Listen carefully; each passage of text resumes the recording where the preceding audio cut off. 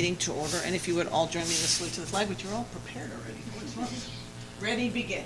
I pledge allegiance to the flag of the United States of America and to the republic for which it stands, one nation, under God, indivisible, with liberty and justice for all.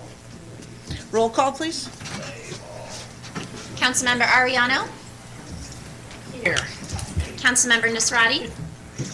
Here. Councilmember Larson. Yes. Councilmember Esquer. Yes. Mayor Bublak. All present and accounted for. Thank you so much. Declaration of conflicts of interest. Seeing and hearing none, we'll move on to closed session, which we have none. Approval agenda is posted. Request to remove consent calendar 6K as in king from the agenda. And City Attorney, would you like to explain? Yeah, the 6K was for a side letter with a property owner that, or a potential purchaser of a property. It's our understanding that they are no longer in contract, and so we would no longer be able to enter into a side letter, and so I've asked that that item be removed from the agenda. If there's a motion? So moved. We have a motion. Seconded. And a second. Clerk, call the roll, please. Approving the amended agenda, Councilmember Ariano. Yes. Councilmember Nasrati. Yes. Councilmember Larson. Yes. Councilmember Esquer. Yes. Mayor Bublak. Yes, passes 5-0. Got some proclamations.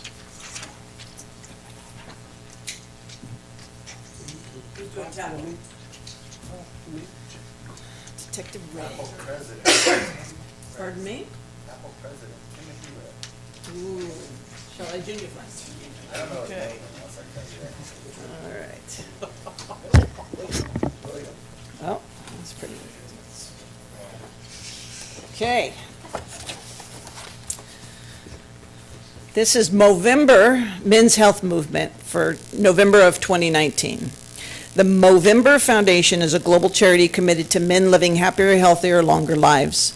Since 2003, millions have joined the men's health movement, raising over $650 million and funding over 1,200 men's health programs focusing on prostate cancer, testicular cancer, poor mental health, and physical activity. Gender is one of the strongest and most consistent predictions of health and life expectancy, with men on average dying 6 years earlier than women. Whereas poor mental health affects more men than women, with 3/4 of suicides being committed by men, an estimate of 5,100 men dying from suicide globally each year.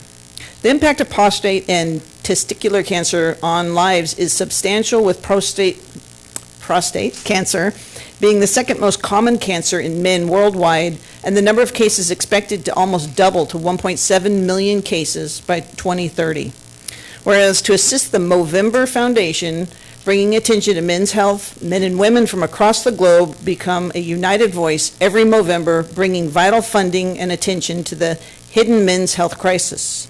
Whereas this Movember, members of the Turlock Police Department have the opportunity to support this men's health movement by wearing specially designed wristbands, patches, and lapel pins as part of their uniforms in November.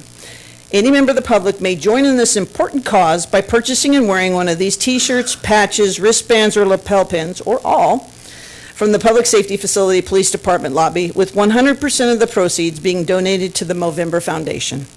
Now, therefore, I, Amy Bublak, by virtue of the authority vested in me as mayor of the city of Turlock, and on behalf of the entire city council and our citizens, do hereby proclaim November 2019 as Movember Men's Health Movement Month.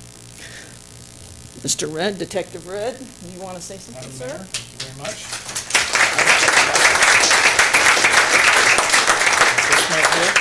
You can do whatever you'd like. Well, I have a loud voice, I'll just speak over here. So yes, the Turlock Associated Police Officers, during the month of November, we do purchase t-shirts, wristbands, pins to raise the awareness of men's health issues. Those items are for sale. You can email, you can contact our officers, you can contact us at the Turlock Public Safety Facility. We do take Venmo, we moved into the 21st century. And 100% of those sales do go to the Movember Foundation, because we believe by donating together that we can raise these issues, bring these issues to light, and hopefully combat some of the problems of cancers. Also, as you can see up here on the screen, We also have a breast cancer awareness. We still have a week left in May, or March, April, October. All the This above. year, we still have, I'm sorry, how many days till Christmas, Chief? 63, all right. So we still have a week left in October. We do offer the breast cancer awareness patches again with 100% of the proceeds going to the National Breast Cancer Foundation. And in the month of April, we do support Autism Speaks, and we will be selling, even starting now, our rainbow-colored patch with the puzzle piece, which 100% of those proceeds will go to the Autism Speaks Foundation. So welcome the public to purchase any of these things and wear them with pride, or however you choose to adorn them or send them away. They make great gifts to go across country. I've already found that out. So thank you very much, Council. And right now, our 2019 Movember shirts are in design, so at this time, I'd like to give each one of you a light blue wristband to wear. So if you would please give those to Absolutely. members of the council, and then thank you very much. So, are you cheating with this stuff going on? Because it's supposed to start November 1st. If I shave this off, I'll probably look like I'm supposed to be on another website in California, so I keep it on.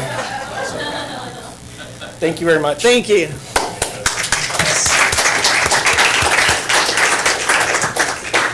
May we ask how much the patches are? Certainly. Is there a price? Yes, there is. Each patch is $20. They do have Velcro attached to them, so if you wanted to like sew the Velcro piece to a purse, bag, well, not a purse, but if you wanted to sew it to a bag or something like that, then when it's time for April, you can just put this patch on. When it's time for October again, you can put this patch on and show your willingness to help us fight these evils, if you will. Great. Thank you very much. Thank you. Thank you. All right. Ramin, are you ready? And anyone else, did you want anyone else to come up with this? Bring your team? Let's do it. Yes, absolutely. This is the Assyrian Wellness Collaborative.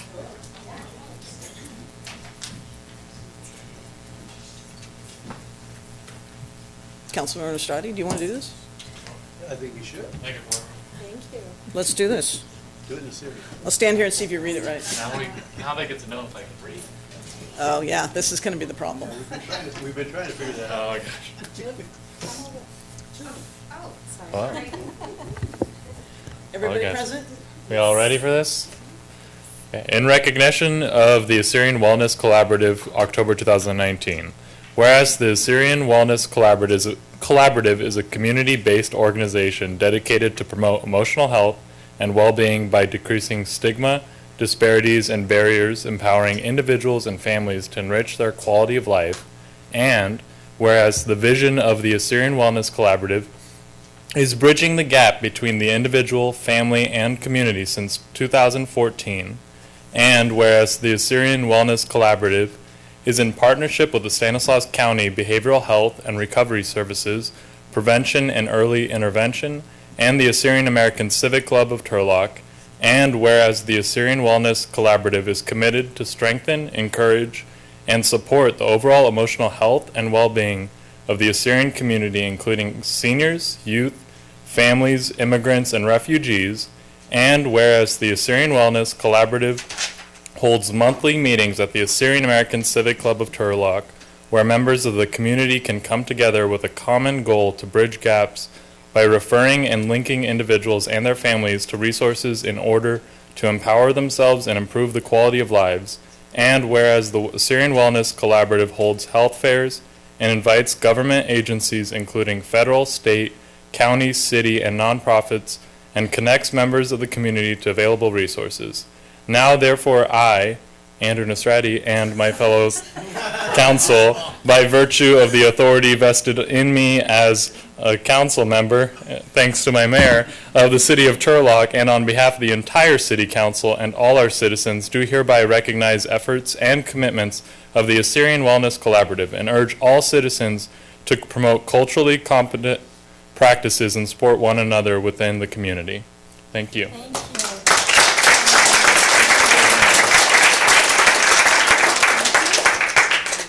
Say something? Yes, please.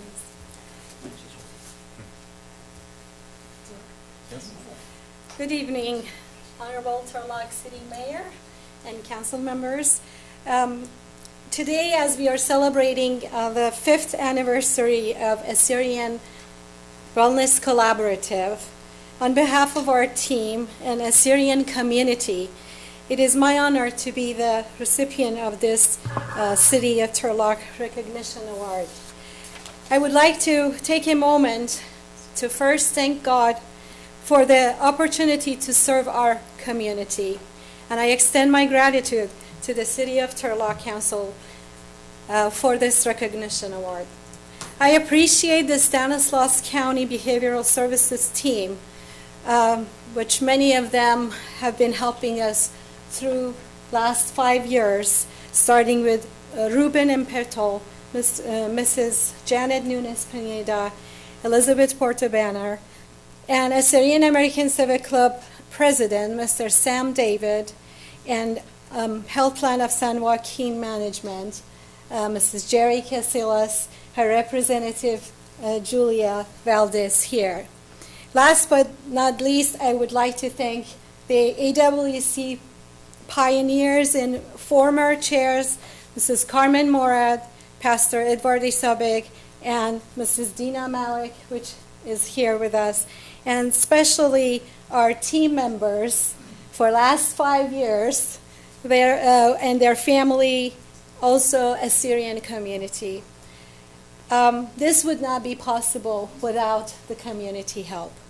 As AWC is preparing for the upcoming Turlock Annual Health and Wellness Fair on Saturday, November 2nd at Assyrian American Civic Club, I would like to invite all of you to join us in celebrating this wonderful event and sharing this award and recognition with our community. Thank you. Thank you. Thank you.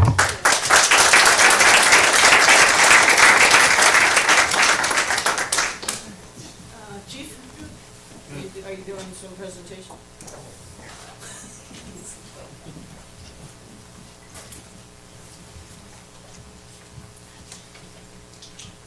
Halloween. So this is an annual presentation as the police department. We'd like to come forward and just remind our community that Halloween is quickly approaching, and we'd like to show you a public safety announcement video that we put together, and it'll be on YouTube.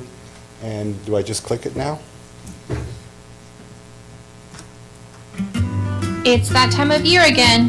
Halloween is right around the corner, and the Turlock Police Department wants to give you a few reminders to help you and your family stay safe while trick-or-treating on Halloween. First things first, try to avoid dark color clothing or costumes. Use reflective tape or add glow sticks to your costume too. This will help drivers in vehicles to see you better. If you plan to be out past dark, make sure that you take a flashlight so you can see your way, and so cars can see you too. And remember to have a cell phone with someone in your group just in case. Ready, kids? Okay, let's go. Go out with the group and make sure there's at least one adult with you. Watch out for traffic, use the sidewalks, and only cross the street in designated areas or crosswalks. And be sure you look both ways before crossing the street. It's a good idea to stay in your neighborhood, since you're already familiar with the area.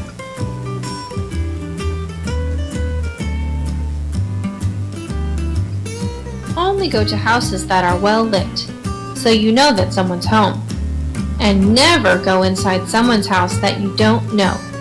Be sure that the adult in your group can see you at all times. All done, kids? Let's go home. Be sure to have an adult help look through your candy before you eat any of it. Look for any unwrapped candy or candy that is not in the original packaging. Anything that looks suspicious, you should throw away. Some points to remember. Go with a group and make sure there's at least one adult. Drivers, we all know that on Halloween night there will be children out trick-or-treating. Be extra cautious and slow down. A reminder for all, if you see something, say something. Vandalism, a crime in progress, call dispatch at 209-668-1200 so officers can respond and address the issue as it's happening. And last but not least, The Turlock Police Department wants to wish everyone a happy and safe Halloween. Nice. So, that was done by our crime and information analyst. Also, I'd like to remind everyone for Halloween, please make sure if your kids are going out, then they're wearing masks. Make sure they can see out of those masks. Watch out for the long clothing, and make sure they have flashlights, etc. Also, I'd like to invite you to bring your kids to the Turlock Public Safety Facility lobby on Halloween between 2 and 5. We have our crime prevention sergeant and our volunteers and police services will be handing out candy. And also the Turlock Downtown Property Owners Association every year has a downtown Halloween. And the Turlock Police Activities League will be down there handing out candy and gift bags. Walmart donated over $350 worth of candy for us to hand out. So it's going to be a fun Halloween. Let's keep it fun. But most of all, please remember, check the candy. Don't let your kids eat candy that's open. If it looks suspicious, toss it. Don't even play with it. Okay? And sometimes you go to a house and they have those popcorn balls in the plastic bag, or someone's made something homemade. 40 years ago, it was okay. Today, it's not. So enjoy Halloween, and may it be very safe for all families and kids. And that's it for the Halloween, but I do want to give us an update because we are moving directly into the holiday season. Halloween is fun. Thanksgiving is good. And then we all know how many days are left of shopping left. 63. So what I wanted to do is, this council is very much aware of our budget, and our community should be aware. It's extremely important that you're aware where we are in regards to our budget. And with our current budgeting processes, the police department cannot do more with less, but we can be frugal, and we do have options available to us. So the reason I tell you this is Turlock is going to be a safe community, and our holiday shopping atmosphere, especially in the downtown Gear Road retailers, the Monte Vista retailers, are very safe for our community members and our visitors to our community to shop in.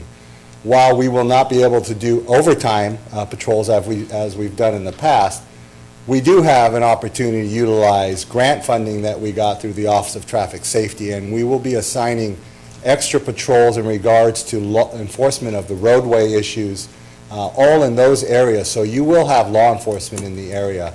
Also, our bike patrol team, utilizing the bike licensing fees, we will be coming back to council to appropriate some additional funds to put towards overtime for bike patrol. And we'll put some bikes out there. We also have our volunteers, and we have some special assignment units that we can adjust their schedules if it's possible. So there's a lot of things we're looking at doing, but I wanted our community to know, feel safe, enjoy your shopping, enjoy the holidays, and also remember, it is your responsibility also to ensure your own safety. It's fun to shop in groups, and make sure that you don't leave invitations in your vehicle that says, "Come and get me." Don't leave your purses, don't leave your gifts lying in your vehicles so they can be broken into. So with that, enjoy the shopping season. Shop Turlock first. We will all enjoy the benefits of that. So, Council, Mayor, Chief. thank you. All right.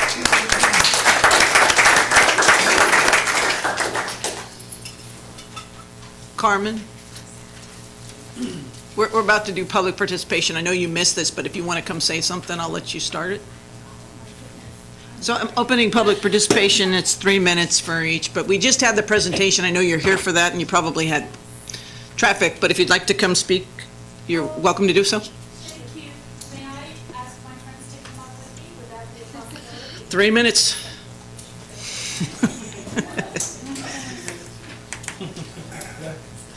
I'm a stickler. It's actually over here now. Oh, up here now? Oh, my goodness. We just can't throw you off. Hello, everybody. Thank you so much, Mayor Bublak. You're so considerate. Members of the council, of course, all of you are our other city staff. This is really a milestone for the Assyrian Wellness Collaborative. For 5 years, we've been working diligently with our Stanislaus County Behavioral Health and Recovery Services, Prevention and Early Intervention. As you know, the well-being and health of the community is so important. So the work continues, and this proclamation by the City of Turlock is so meaningful to the community because we want to celebrate the volunteers. We want to recognize community partners and all the names that I'm sure our chair mentioned, because without the community, these things are not possible. Thank you so much. And yes, I've been running to get up here. Thank you so much for the opportunity to honor us, and I'm sure the community will continue to benefit from this work. Thank you. November 2nd, what time? November 2nd at 10 to 2. 10 to 2. There will be food, actually, for the first 300 attendees. There are vendors, there are county agencies, government agencies, and different insurance. Local businesses. Local businesses. So come and join us and get your blood pressure checked, get your diabetes, you've your heard sugar about it? checked. It's a, health check. And also everything for vendors and visitors is free. So, Awesome. yeah, thank you. Thank you, guys. Thank you so much. Turlock is a wonderful place to have these fairs, and we invite members of the community from other community places in the county to attend. And suggest they spend money, please. Yes, please spend money. Even though this fair is free, but, come to Turlock and support the local economy. Thank you. Thank you again, everyone. Thank you. Michelle Park?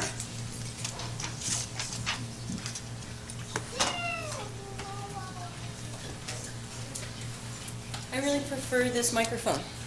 I prefer we don't, because we're trying to make sure that everybody always does the same here. Because you're speaking to us, so we need you to Right, I speak can to see us. you, and I can understand, see the but audience. you're not to speak to them, you're here to publicly tell us what you need to tell us. Thank you. So this afternoon, 5 times is obviously not a charm, but this afternoon I delivered these rainbow flags for everyone that's up there tonight and invited you all to display them as a sign of solidarity with the LGBTQ community, and the visual statement that you are making tonight will send a clear message to your constituents. I really appreciate seeing them. Thank you. So I'm disappointed that I'm here again tonight without the raising of the pride flag on the agenda for a vote. Doug White did reach out to me in an email to let me know that he needed more time to investigate how other municipalities have handled this, but no more time is really necessary. As I've said multiple times up here, this will be my 4th time saying it, 5th time up here in a row. It is clear that in the city's current flag code, that all that is needed is one council member to put this issue on the agenda, make a motion to pass it, get a second, and the council could vote to support it. That is exactly what other municipalities who have the same city code as ours have done. My community and your constituents are looking to you, our elected leaders, to stand on the record against hate and for inclusivity with the LGBTQ community. It is really as simple as that. There is no additional cost borne from this. I will state this yet again. Your inaction on this item is sending a clear message to the community that you do not stand with us, but instead stand with hate. Ron Bridegroom?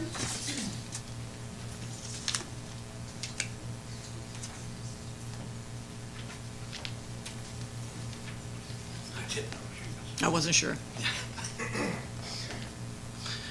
Good evening. Madam Mayor and council members, one aspect of the council meetings that I very much enjoy is being able to make the Pledge of Allegiance to our flag. As the last time I did so was in high school, which was a few years ago. The American flag represents all of us, and thus sends a message of unity that no matter our origins, religious beliefs, lifestyles, or political leanings, we are all Americans first. This is why many oppose changing the city flag policy so the rainbow flag can be flown. As there are 2 sides to every coin, some look at the rainbow flag and see inclusion and acceptance. Others see exclusion, anger, and a political agenda associated with suppression of free speech, and freedom of religion, as has been expressed recently by Democratic candidates for president. If the city allows other flags to be flown, the same can be said about them. For example, some will view the NRA flag as representing a fundamental constitutional right. Others will see it as supporting domestic terrorists. In flying a Christian flag, some will see a long history of faith in our community, a message of hope, healing, redemption, and salvation. Others will see hatred and oppression. Changing the flag policy will only divide our community. In May, the mayor wrote an editorial stating that the council needed to regain the trust of the residents of Turlock. Unfortunately, it appears the opposite has been happening. You may feel this is not fair, but what matters is the perception of the residents of Turlock, as that impacts their level of trust in the council. What Turlock residents see is a budget that was balanced by reducing services, the crime problem becoming worse, nothing done concerning the homeless situation, the roads getting worse, and with nothing visibly being done to address these major concerns that all residents share. The council will lose what little is left of the public's trust if you implement a social engineering policy on behalf of a very small portion of the community, but cannot find the leadership and will to address the fundamental concerns of all residents. Respectfully, I would advise the council to table the flag policy issue and to instead spend your and staff time addressing those issues that are of major concern to all residents. Doing so, I believe, will improve the public's trust in the council. I also want to thank the city manager for your kindness that you showed me after the road workshop, and give praise to Nathan and Allison for the work that they did in the roads workshop. I thought it was excellent. Thank you. I have no other blue cards. Is there anyone who wishes to come forward? Yes, Ms. Ensign. I had to wait till she stood. I couldn't see her. Saw a hand. Uh-oh. Do I need a card? Not necessarily. I'll let you go right after this young lady here.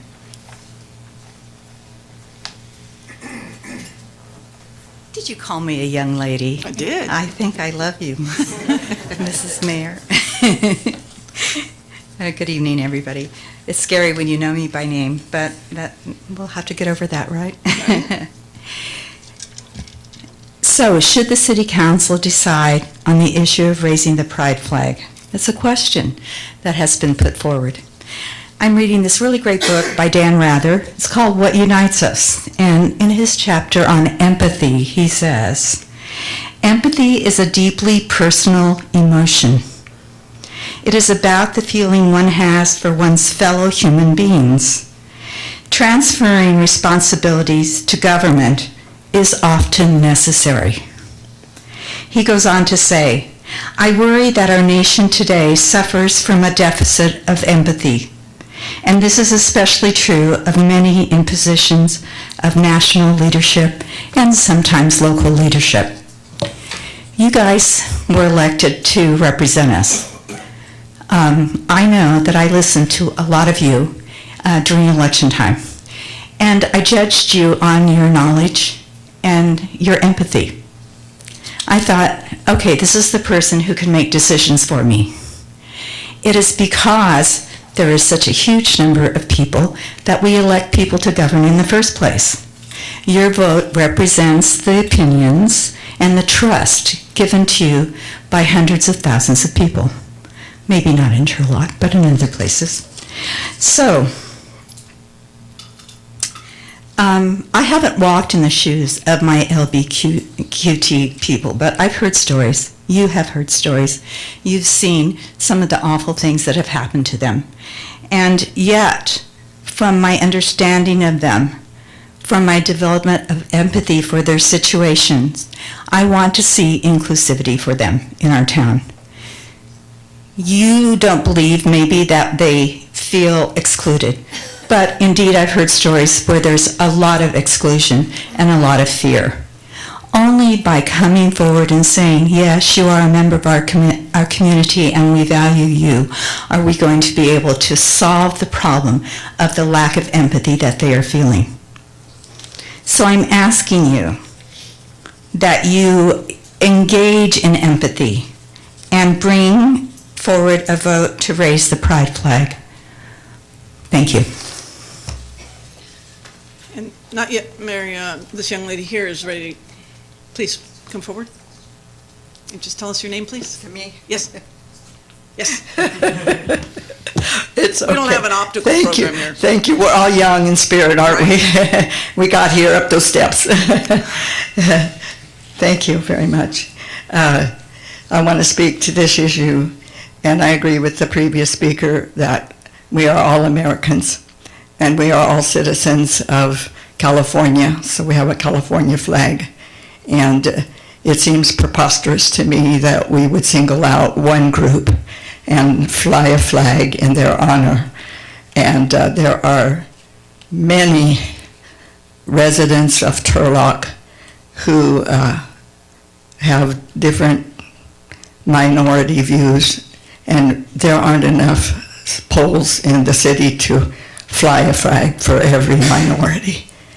And I think that this is totally unfair to the majority of the citizens of our city. And I pray that you do not fly this. I do not hate these people. We love them and we pray for them. And not having their flag up is not a hate crime. It is being fair to all the citizens of our city. Thank you. Mary Jackson?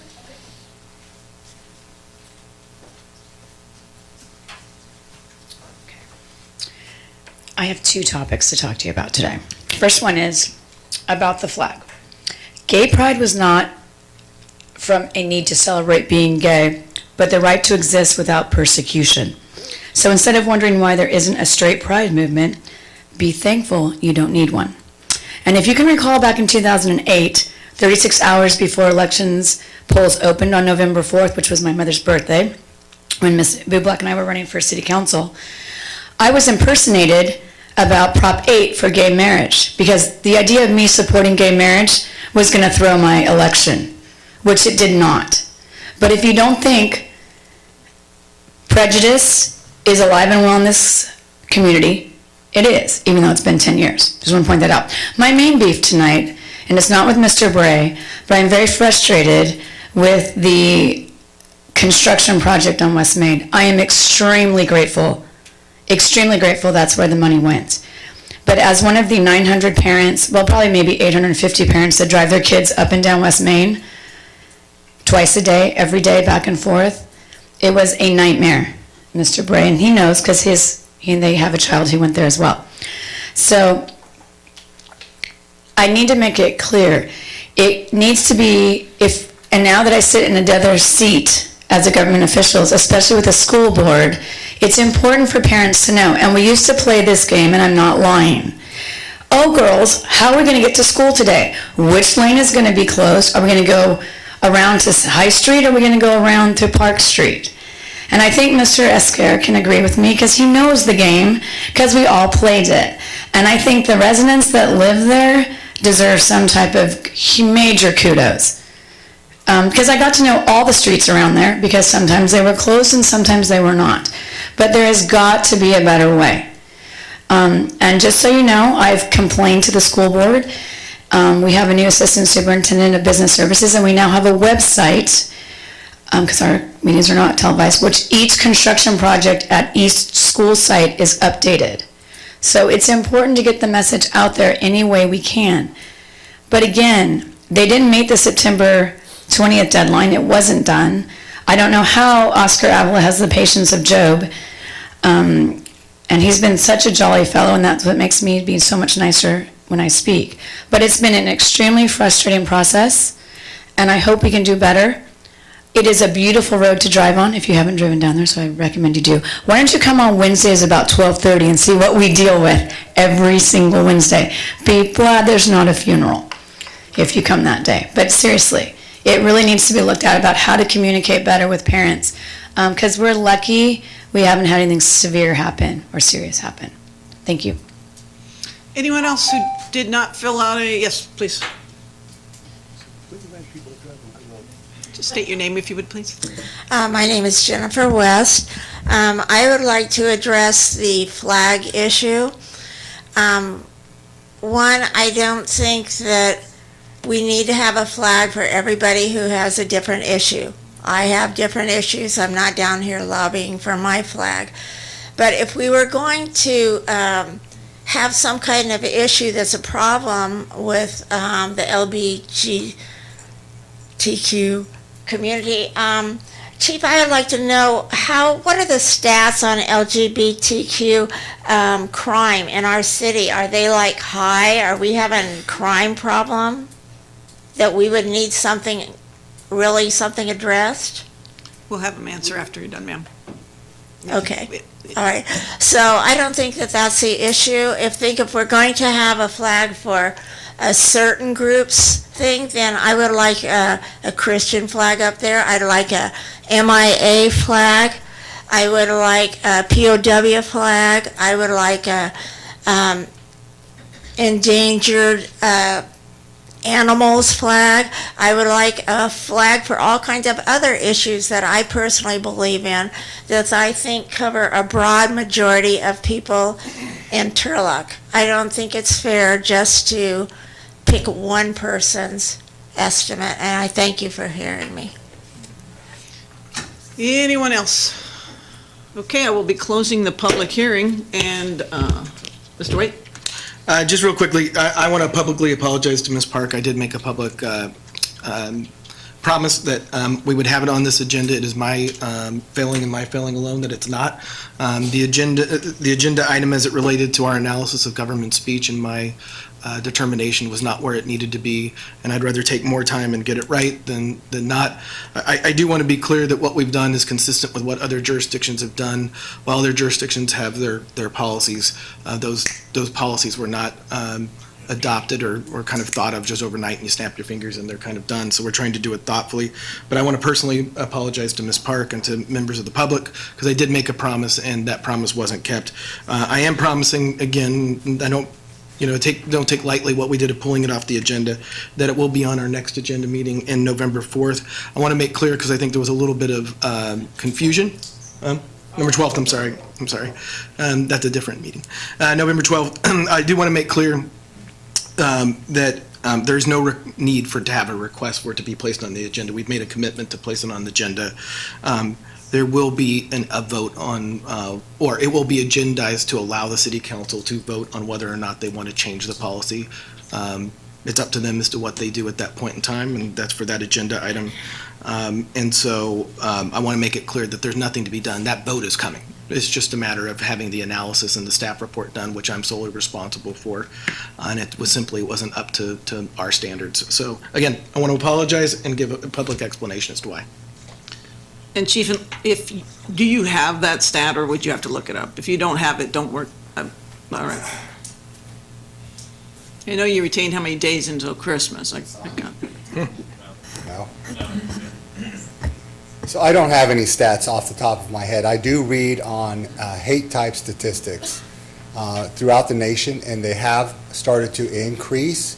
But in the city of Turlock, we have not seen an increase in it. But I must say, off side of the flag issue, this council has passed a proclamation in regards to inclusivity.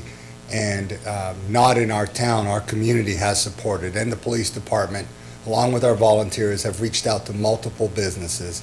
Turlock does not support hate. It's two different issues that are being presented here to your council. So anyway, hopefully that answers the question. Thank you, Chief. You have something to say?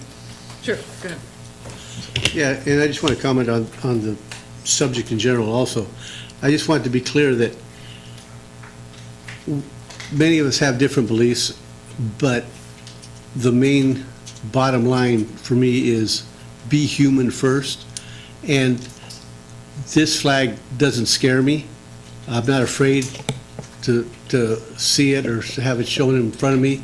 It doesn't mean that I have all the same beliefs as the group that wants it flown, but it doesn't scare me. And if there's any bullying going on, as I stated before, I'll be one of the first ones to stand at their side. Any of you have any issues of that nature, I definitely will never support any kind of a hate group or crime. And I think that needs to be clear. Even though we have differences in our beliefs, the common core for me is I do not support any kind of hate group. Please don't associate as a supporting hate if we have differences of opinion, because that's not true, okay? And that's for everybody out there to understand. I will not ever support any kind of bullying or any kind of a hate crime issue. Okay, the motion waiving readings of all ordinances isn't necessary because we don't have any. Consent item calendar, we, of course, minus 6K. Is there a motion to take the consent items? You want to pull some? Okay. Can I have item 6C? C is in Charles. And 6. E is in Edward. Any others? Council?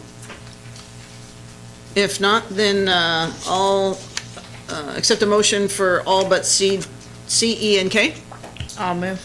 We have a motion. Second. A second. Clerk, call the roll, please. Adopting the amended consent calendar, Councilmember Ariano, Yes. Councilmember Nisrati, Yes. Councilmember Larson, Yes. Councilmember Esquer, Yes. Mayor Bublak. Yes, passes 5-0. Item C, your query, Councilmember? Yeah, so, this is related to getting $310,000 from, requesting $310,000 through SB2 planning grants to kind of expedite some of the development process for housing. Maybe you want to educate the public watching this. I think it's just an important item to highlight because we've talked about some of the deficiencies that we've had and some of the obstacles to promoting development within the community. As we have shortages of housing that are identified. I think this is a good item for the public to be aware of about some of the things that we're doing this, and then I have some specific direction and questions. Sure. So in 2017, SB2 was passed, which added a fee to the recordation of documents. And so that is going to be a continual revenue stream. And the first year of revenue was signed by the governor that it would be specifically allocated to planning grants and projects that would be distributed based on population size. It's a non-competitive grant, and so it's just making sure that the criteria of what we submit meets the guidelines, and that they're all projects that we can relate back to helping increase housing production. And this stage with the planning grant portion is to look at and try to remove any barriers to housing, to the process of getting housing approved. And so this first stage is not any money that could be used for actual construction. It's very specific that it has to go into your planning and process improvements that are not one-time improvements in your efficiencies or processes, but are things that are going to make a change so that in years to come, it has helped with reducing barriers to housing. So it's not to say that there may not be other improvements that come from it that help with all types of permitting. That any kind of process improvement will relate to all types of permits potentially, but the emphasis is really in looking at any barriers to housing. And so what we have done is met extensively as staff to talk about what those barriers are.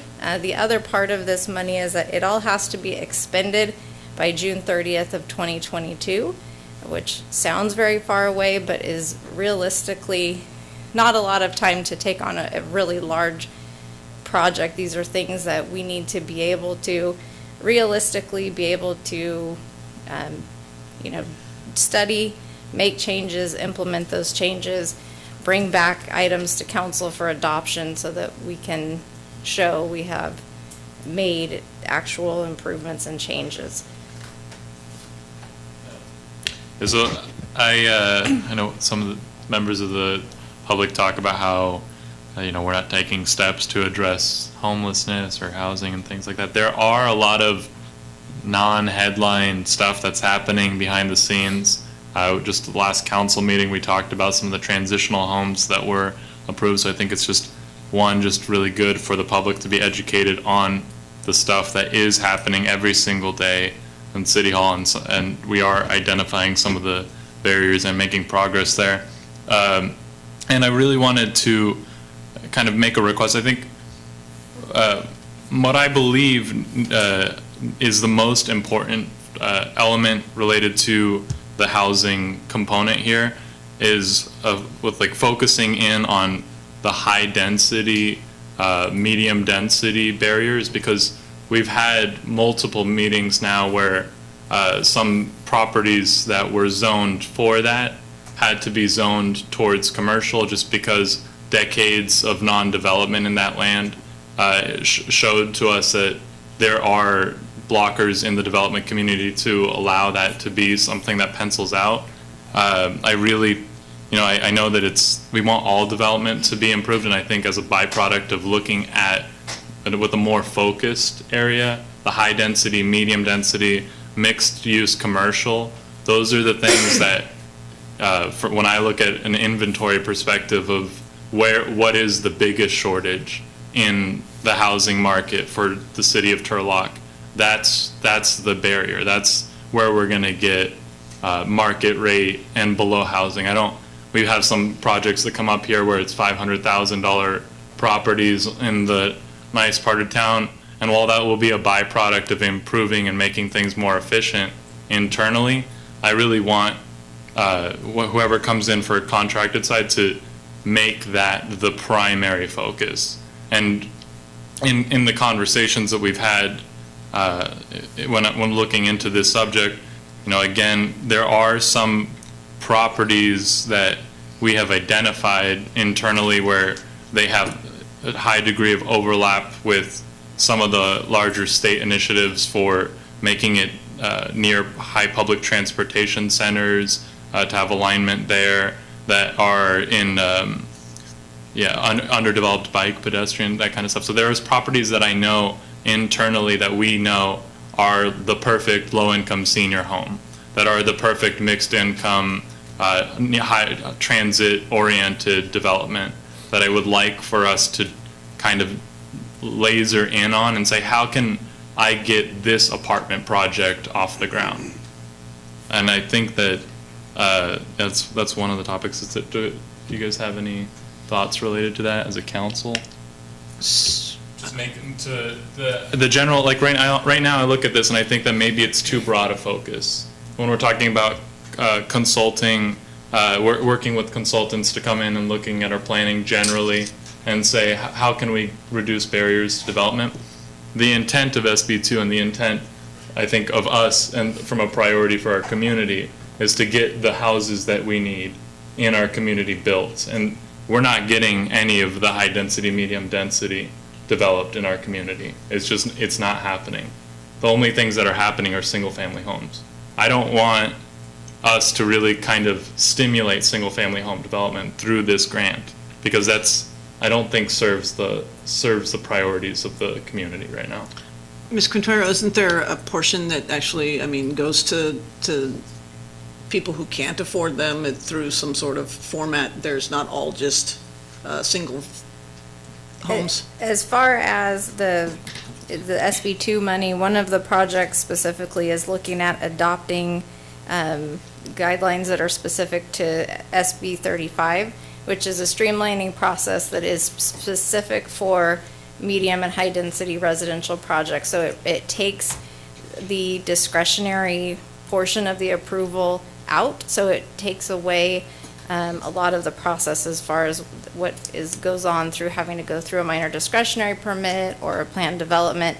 So that would be adopting set, almost checklist type standards for design, so that there is still a community standard that projects are held to. But if a project shows that they hit all of those boxes, then they can go straight into building permit. And so that is definitely one main focus and part that would really potentially expedite, take out a lot of front-end cost and time for medium, high-density type projects. And then as well as part of the kind of evaluation, looking at development services as a whole and process improvements, will all come back to permitting timelines, and that is something that is always critical to any project, and their pro forma is the timeline of when they can, know that they are approved and get in construction and get moving to a state where they have income coming in from the project itself. So that is intended. The other, in looking at working collaboratively with the other cities and counties, is for accessory dwelling units, which is not a medium density, high density project, but it is definitely a housing type that we are lacking, and it also helps with a similar type of income group, and coming up with a way to really improve and expedite that process. We're looking at actually having plans prepared and done that are up to building code, plan checked. Someone could come into the counter, say they want to build a second unit.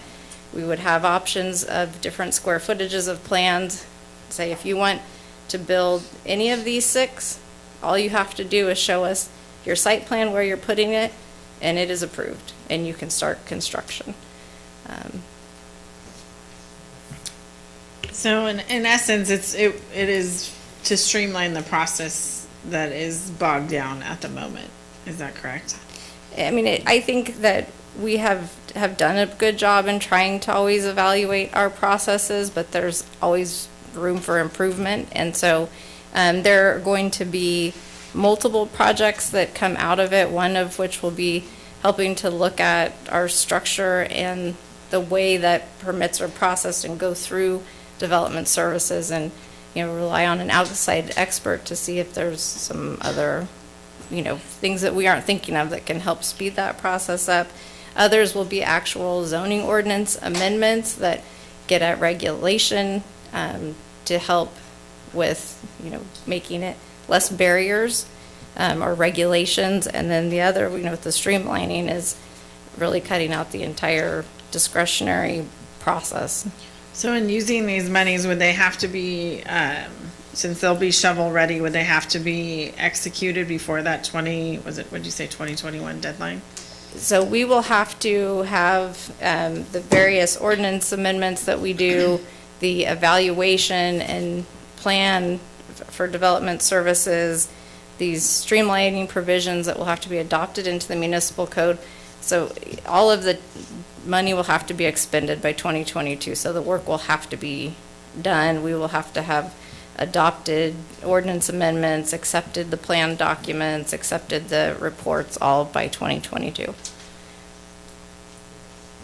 To kind of combine Councilmember Nostrati's comments and with the SB 35 streamlining provisions, so this grant could look at how we currently take in these projects that would fall under the SB 35 components, and could it also talk about our growth plan, talk about our zoning code as well, and kind of say, hey, Turlock, you guys would do a much better job securing high density apartments, whatever that is, if you would adjust this zoning area. Would that also be a component of? I'm trying to kind of highlight. Yeah, like what are the opportunities for them to identify areas for upzoning? Is that in the scope of this grant or no? That it's really outside of the scope. Cities have looked at trying to use the money to do site inventories or site analysis in conjunction with their housing element, and the technical assistance on SB2 has said that they don't see that as a long-term process improvement. Maybe in the year 2 and ongoing monies, it's not really clear how the money will be allocated and what types of projects will come in the future. But as of now, they're really looking at changes, kind of structural changes that you make today that are going to improve the process, next week and 10 years from now, that it's some type of change that you've made more to the planning function and process versus one time identifying a project that can be upzoned, that there's one project that can then be built on it. They're looking for ways to procedurally expedite kind of in the future. Realistically, how much can you influence a developer to build what you want? Well, there's the standards that we have in place, and that's why the, their SB land, 35. Right? But yeah, there's a lot of factors that go into it, and the zoning obviously does regulate what can go there. But I would say with the 2012 general plan, we did adopt quite a higher density of what we have in the future, and we really haven't seen any of that come to fruition yet. Planning takes a long time, and it's really important, but it's work that is put in 15, 20 years down before that then you see coming out later. So, I would say that with the general plan we have currently adopted, we have adopted standards that are new for Turlock, but we are not at a point yet where we're seeing that build, but it will come. Specifically on the accessory dwelling unit, that there is, so like, we're talking about a 2022 deadline. If I'm a person that has that spot open in my backyard, I got a very spacious backyard that leads out into an alley, and I want to do this development right now, at what point, what's the timeline on getting something like that implemented so those in the community that want to get it done can know?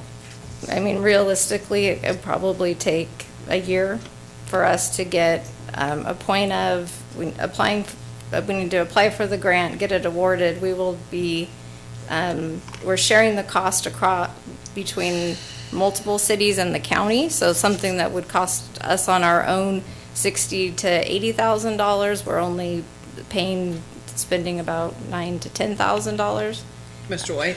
So if I could, I think we're getting a little bit beyond the question. So this is just about whether or not to authorize us to apply for it and to receive it. How we spend it is not this agenda item. It's really just to authorize us to go after it. So we're probably going a little bit beyond the scope of. Thank you for that. Did you have something still? No, all I was going to add is that I think we have to remember that we can try to make it easier for developers to develop, but the cities don't build properties. They don't develop. So if we don't have the developers coming to us and saying, we want to do this, our hands are kind of tied anyway. And I think, I was going to agree with Doug, I think we're kind of sidestepping the actual resolution. Got it. I see that we have specifics within the staff report that highlight how the funding was going to be used, so felt like this was an opportunity to give specific direction related to what we're going for. Yeah, the intention as of now would be to move forward with the application from this. Obviously, yes, to go for the application. I just think that there is opportunity to have a discussion about how, I know we don't build projects, but I talk to developers that say, these are the reasons we're not developing in Turlock.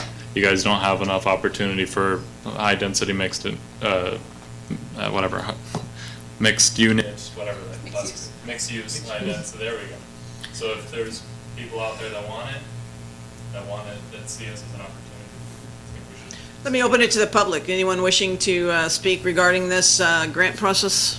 Yes, Mr. Youngpuffer.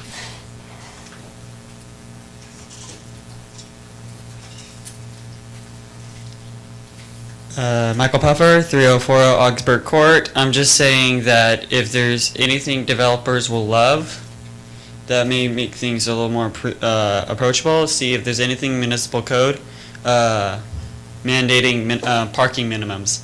Eliminate parking minimums. We don't need parking minimums, we need development. Thank you. Anyone else wishing to speak? Christopher, was that you? No. Okay. Oh, sorry, okay. All right, we'll close the public hearing, bring it back. What is the will or thoughts of council? I'll move to accept. Second. We have a motion and a second. Clerk, call the roll, please. Councilmember Ariano? Yes. Councilmember Nisrati? Yes? Councilmember Larson? Yes. Councilmember Esquer? Yes. Mayor Bublak? Yes, it passes 5-0. Item E is a resolution reappropriating unspent funds from fiscal year 2018-19, the amount of $435,000 with equipment replacement. Chief. Yes. I guess that was the question from Councilmember Nazarati. This is funding that was put in place to purchase vehicles in the previous fiscal year. The vehicles arrived after July 1, therefore we have to appropriate the money to pay for the vehicles that are already here now. This happens on a regular basis, it happened the year before. You won't see it happen next year. Pardon? Are you going to get repoed if we don't? Yeah, sure. But anyway, that's the purpose of it. But I'm more than happy to answer additional questions. I think this would be a good, seeing this come up, I thought it'd be a good time to talk about our, the changes that have been made related to our budgetary constraints and future vehicle spending. Maybe, yeah, take this opportunity. I get where you're going. Got it. So, especially for the communities, just so you know, you see $435,000 and you're looking at the city's budget and the dire straits that we're in now, and you're saying probably, where did that come from? Back in 2006, our chief, Gary Hampton, who was the police chief here, came into a police department that was sitting with approximately 62 police officers, equipment failing, vehicles failing, and no budgetary process in place to repurchase any of the new equipment, buy new equipment. We didn't have anything in place. So in 2006, we began budgeting annually a certain amount of money to go into a fund, savings account, to replace equipment, including vehicles and radios and handguns, shotguns, ballistic vests, etc.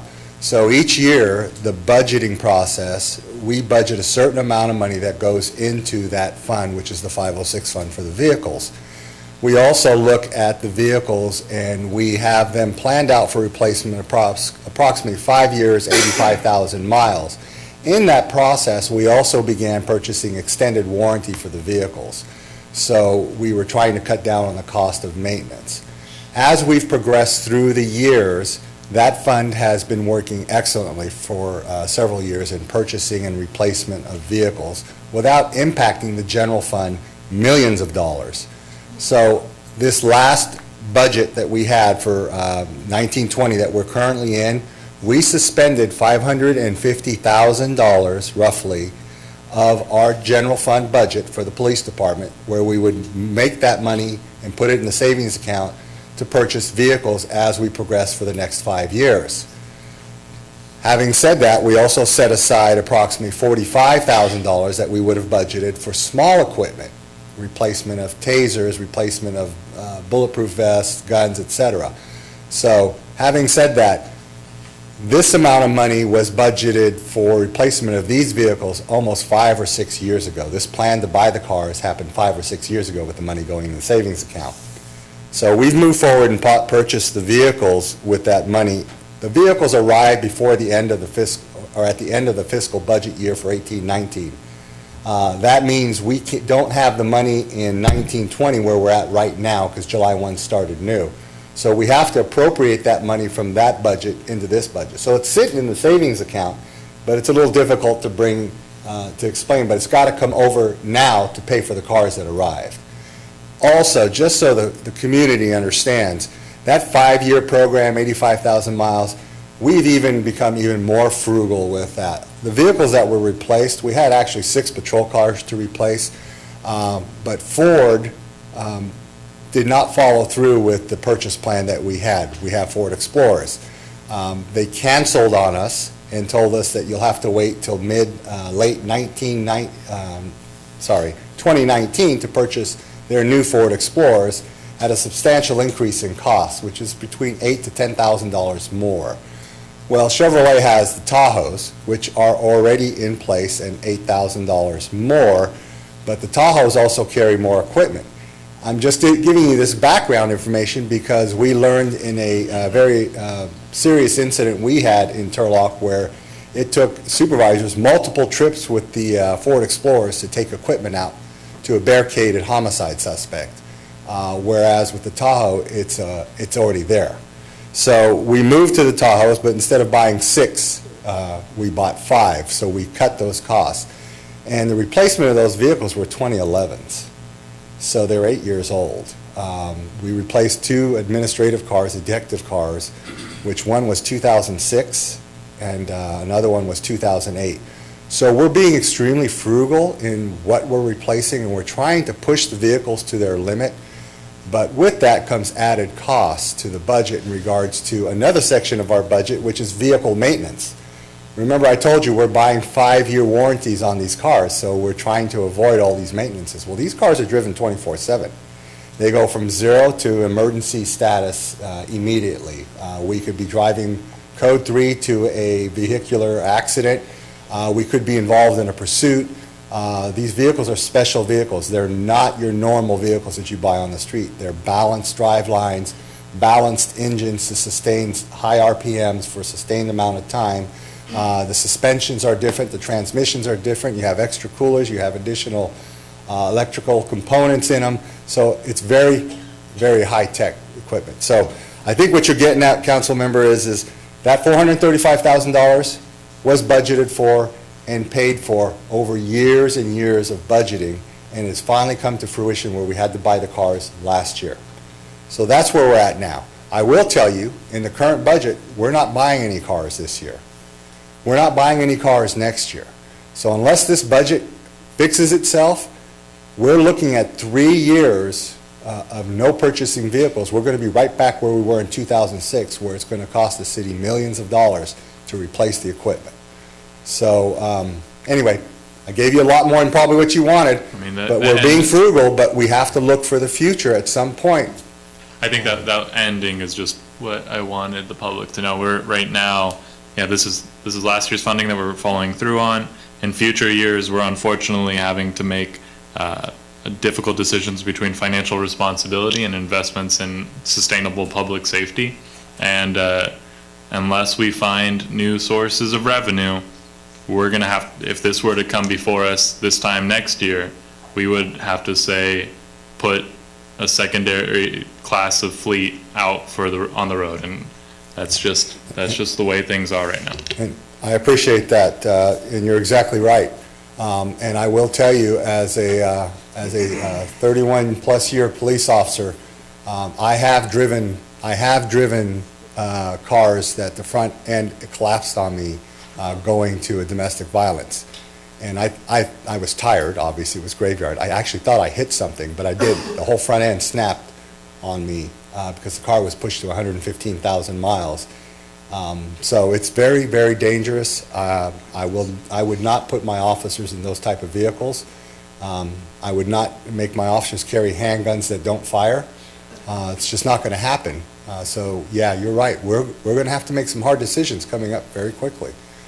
But I appreciate it. I will tell you, we're being as frugal as possible. We're doing everything we can to maintain the budget that we've been given to work with. But my utmost priority is our community safety. So, and I thank you for bringing this forward. It's important people know. Any more questions of the chief? Okay, I'm going to open it to the public. Anyone wishing to speak on this item, please come forward. I will close the Yes, ma'am. Just one quick question. Ms. West, correct? Chief, what happens if you guys don't end up where you're supposed to go? Whoever called us won't get help. That's my point. Thank you. Thank you. All right, I will close the public hearing and bring it back to council. Move to introduce the resolution. We have a motion. And a second. Clerk call the roll, please. Councilmember Ariano? Yes. Councilmember Nasrati? Yes. Councilmember Larson? Yes. Councilmember Esquer? Yes. Mayor Bublak? Yes, it passes 5-0. Thank you. Final readings, we have none. Public hearings, we have none. Ms. Trini, are you prepared for a request to accept donations this time for the active military banner program? Caveat this time. I'm ready if you are. Good evening, Mayor and Council. Thank you for having me once again.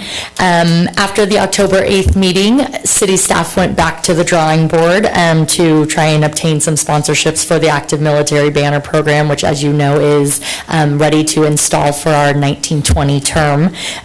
With the help of several other departments, community members, one of our council members, we were able to obtain several donations. Special thank you to Chief Amafar, Mayor Pitt, and Councilmember Ariano for securing some sponsorships, as well as getting us in contact with several community members that were able to help us with our efforts. As a reminder, the program policy, previously council approved how sponsorships are handled. All sponsorships are utilized within the banner term that they are received. No individual sponsorship goes to an individual banner. They're all divided equally amongst all the applicants, and the acknowledgement of the sponsorship is done according to the approved sponsorship tiers. Donations to the active military banner program in the following specified amounts by the following specified donors would be recognized in this upcoming 1920 banner term, and according to the council adopted sponsorship tiers. Harvest Christian Church for $2,500, 10 Penn Fun Center $2,000, Noon Rotary $1,000, Valdez Heating and Air $500, A-Plus Senior Care Solutions, $450. Councilmember Becky Ariano, $100. Mike King, $100. Mike Warda, $100. James Brenda, $100. Assuming the banner term is at capacity of honoring 35 active military members, the acceptance of all the donations before you tonight will total $6,850, and each applicant will only have to pay $29 of the $225 program cost. If you have any questions, I'd be happy to answer them. Vice Mayor? So then we fell a little bit short of the total you needed? So since the last time I was before you, we have actually received 2 more applications. So by collecting donations of $6,850, we do fall just a bit short. All of the applicants, we have reached out to them and let them know that a $30 fee would be assessed, and they were all extremely grateful and accepting of that fee. So what was the shortage? It would be a little over $7,000, so I believe we're about $300 and some odd dollars short. Thank you. All right, I'll do it. So if you want to amend it, my firm would make up the difference. So. Outstanding. Any questions of staff? No, not yet. I think it is. Thank you for doing that. I'm glad that the community could make that happen. It was a wonderful thing to see the community and other departments kind of get on board and jump in to make it happen so quickly. Let me open it to the public. Is there anyone wishing to speak in regard to the military banners and the donations for them? Okay, I will close that and bring it back to Councilman Mariano. No, I was just so excited that the public stepped up after it was a wrestled decision last time from all of us not to accept that donation, and the community came through like they always do. Yes. I'm applauding the community.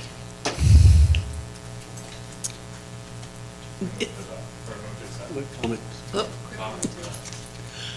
Got to throw in a comment. As I said before, people want to give the city money, thank you, we'll take it.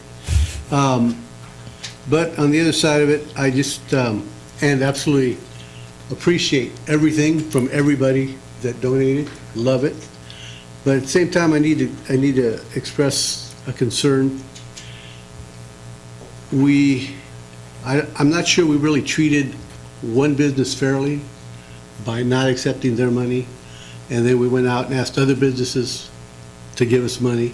I think we need to treat all our businesses the same We either support the business in Turlock or we don't. And I think we just sent out a mixed message last time. So that's the only, I just want us to be careful on what we do and how we do it and who we do it to.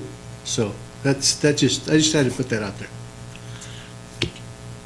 I just wanted to say kudos to the community stepping up and addressing a shortfall that occurred.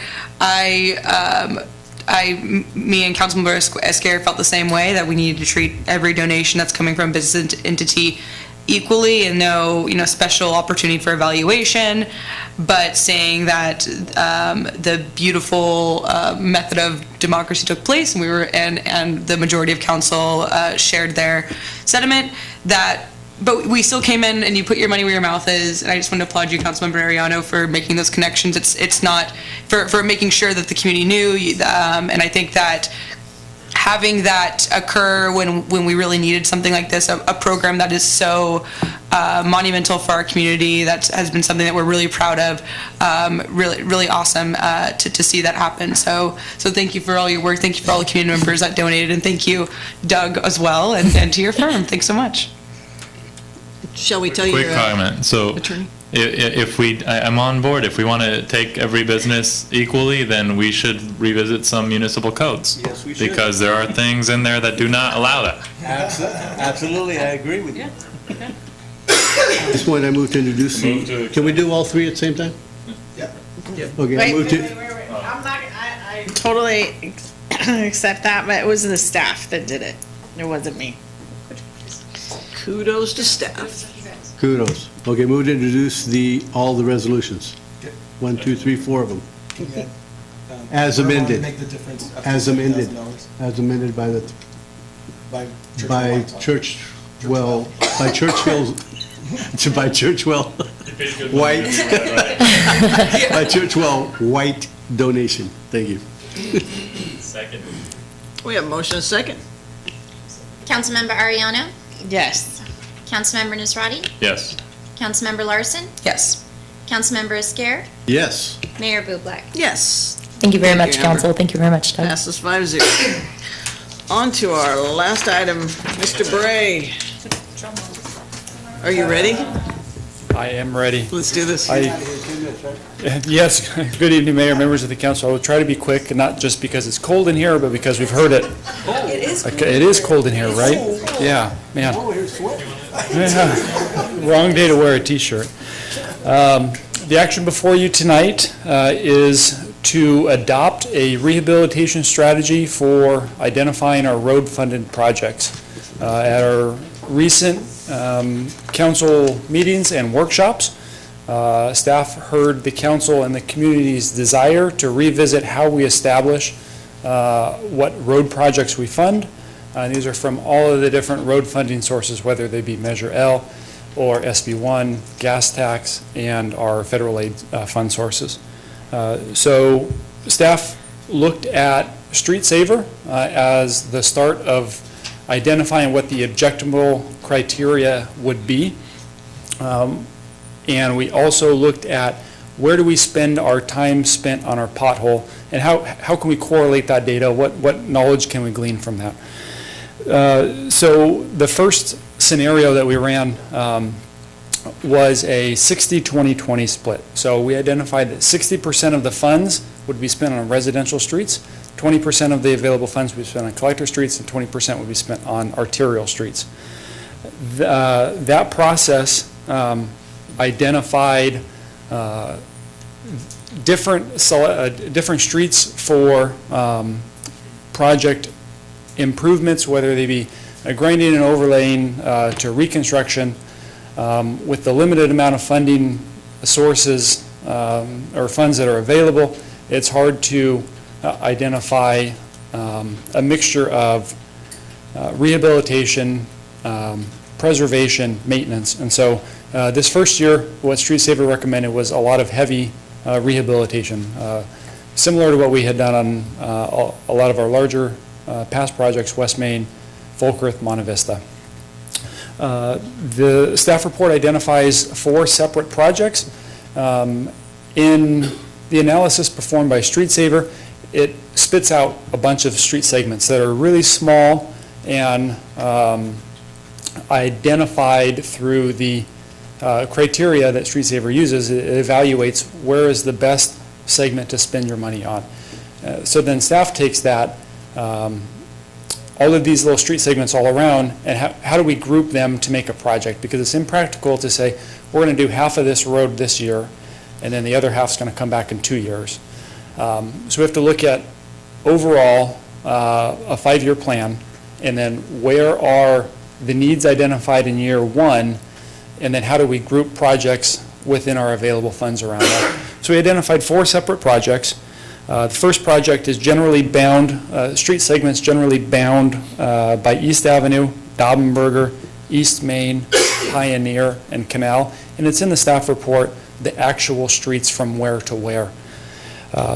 Project 2 is generally bound individual segments by Monte Vista, Dells, Hawkeye, and North Olive. Project 3 would be generally bound by Flower, South, Orange, and 9th Street. And Project 4 is segments of Golden State Boulevard. That's the 60-20-20 project scenario. So we also evaluated a project scenario that says, let's not put any constraints on the system. Let's let StreetSaver recommend or identify what is the most efficient use of the limited funds we have. StreetSaver did that, and the results were quite different. The results were identifying segments that are our large arterial and collector streets. StreetSaver uses the road classifications of arterial and collectors, places a weighted emphasis on them since a majority of the traffic uses those streets. And so there are 4 unique individual projects there as well. The first one was Golden State Boulevard from Christofferson to Tuolumne, and then Walnut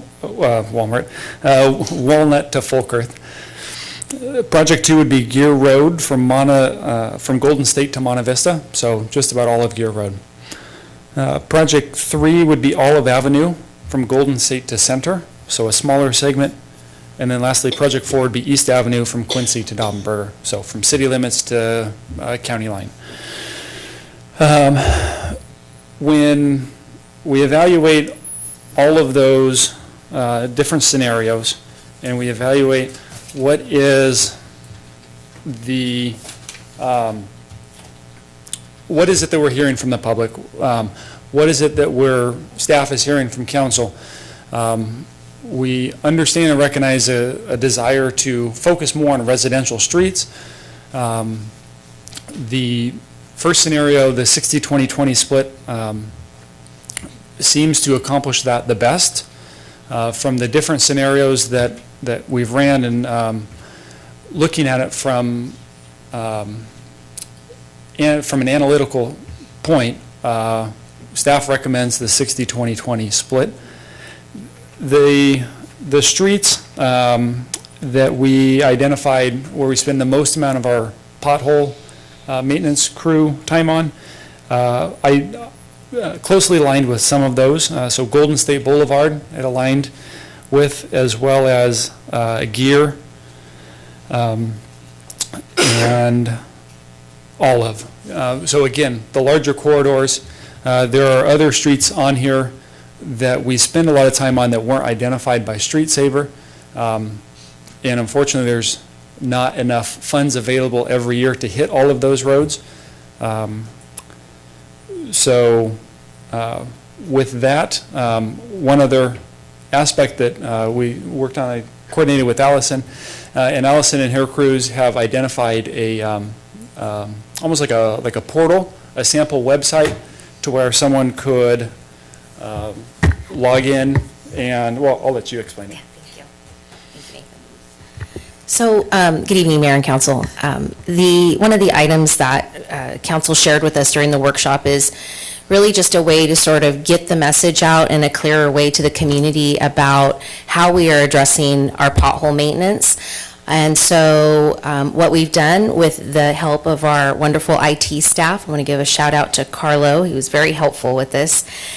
We came up with a test page for our website where essentially the public can log on to our website, get a quick take on our residential pothole schedule. It identifies 10 zones, very similar to our leaf pickup map. And so what we're doing is a 3-week rotation where we will spend focused time in a particular zone. It's not to say that we will guarantee that we're going to hit every single pothole. It's our goal, of course. But in the instance that maybe we're there and we miss something, there's a way for the public to also report a pothole that might be in their neighborhood. And so that will, they have that mechanism now to transfer that information, and then that will be put into a work order where staff will be able to get to that. So I'll show you how it works.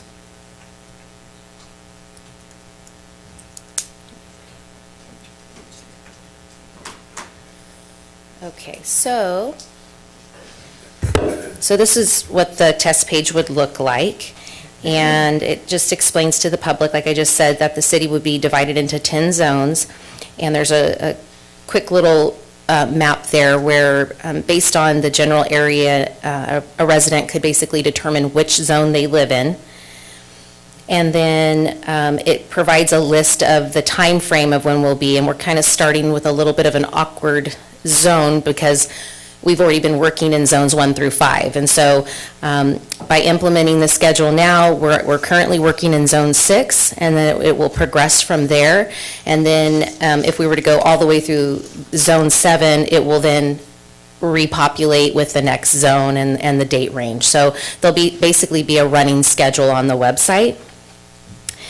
Like I said, if in fact somebody logs on and they find that maybe we're not going to be in their zone for a little while, not to worry. There is also a link here where you can click on this report a pothole.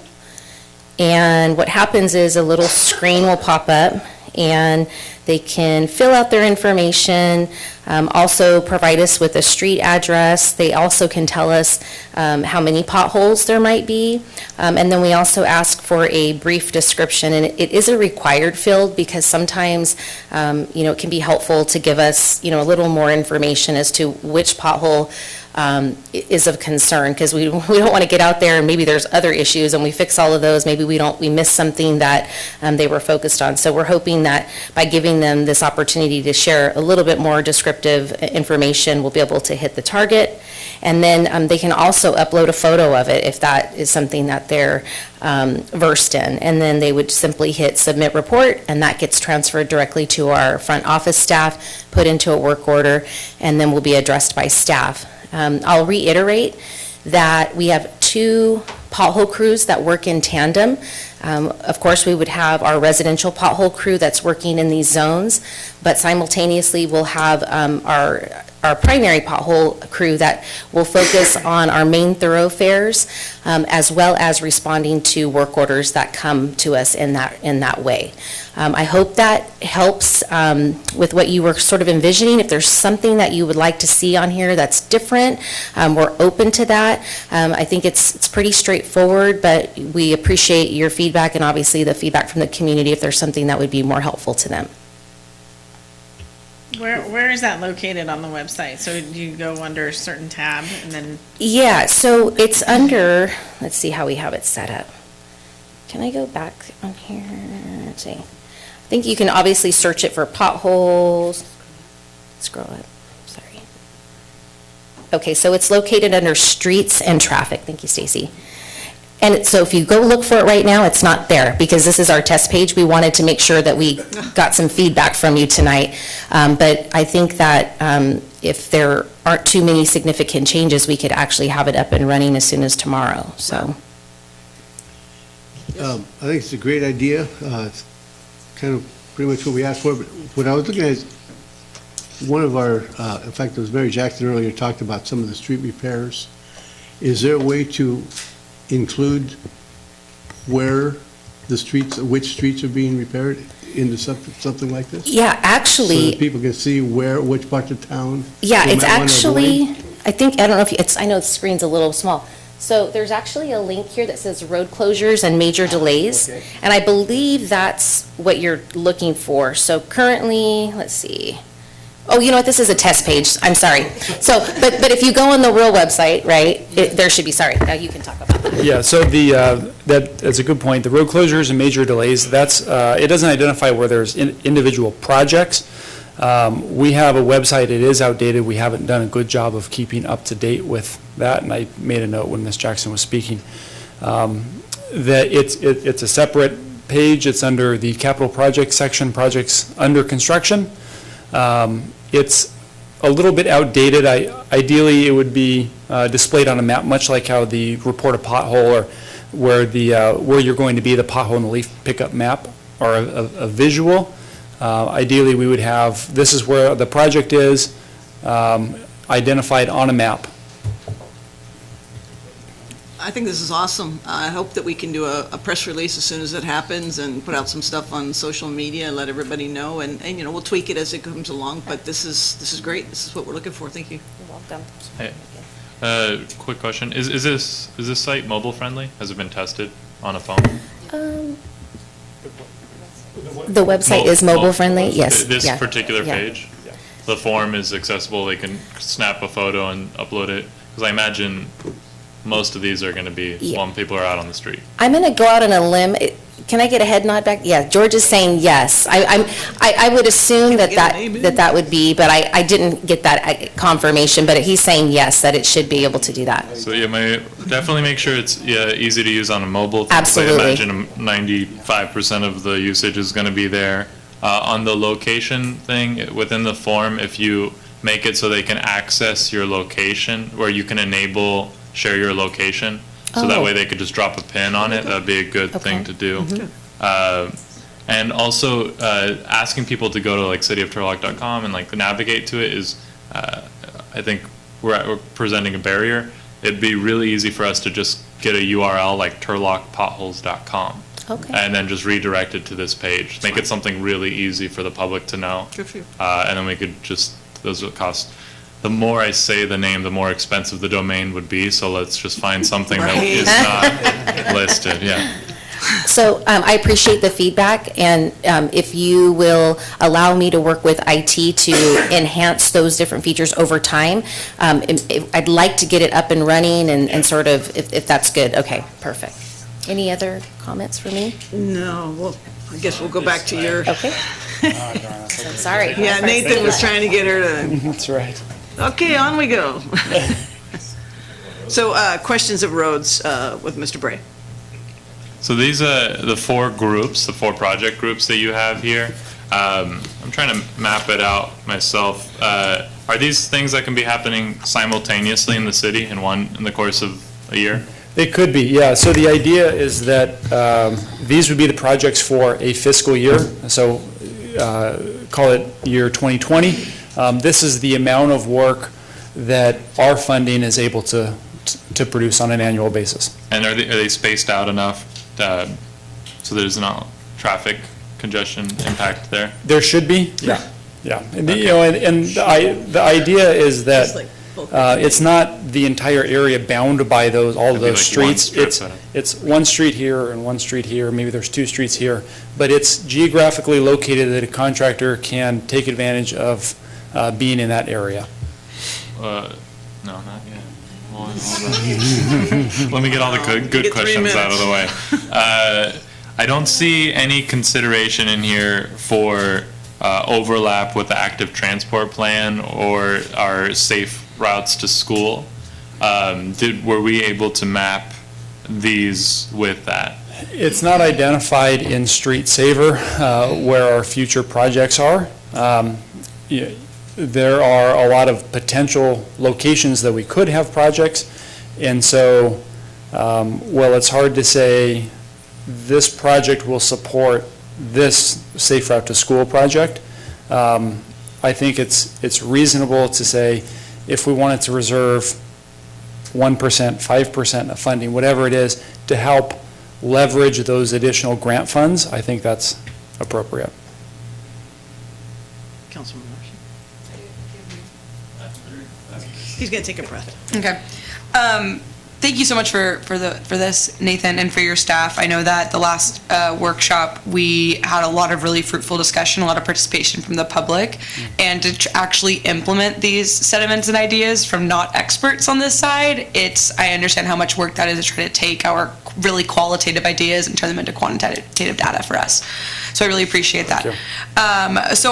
With that being said, I kind of want to try to really understand how we got these projects and how we did there were some really key roads that we talked about a lot that we don't see in these projects. So with that being said, with scenario 1, the only criteria you put into Street Saver was the 60-20-20, and you put that in, and then once that projection came back to you, it was all segments, it was areas, they aren't connected.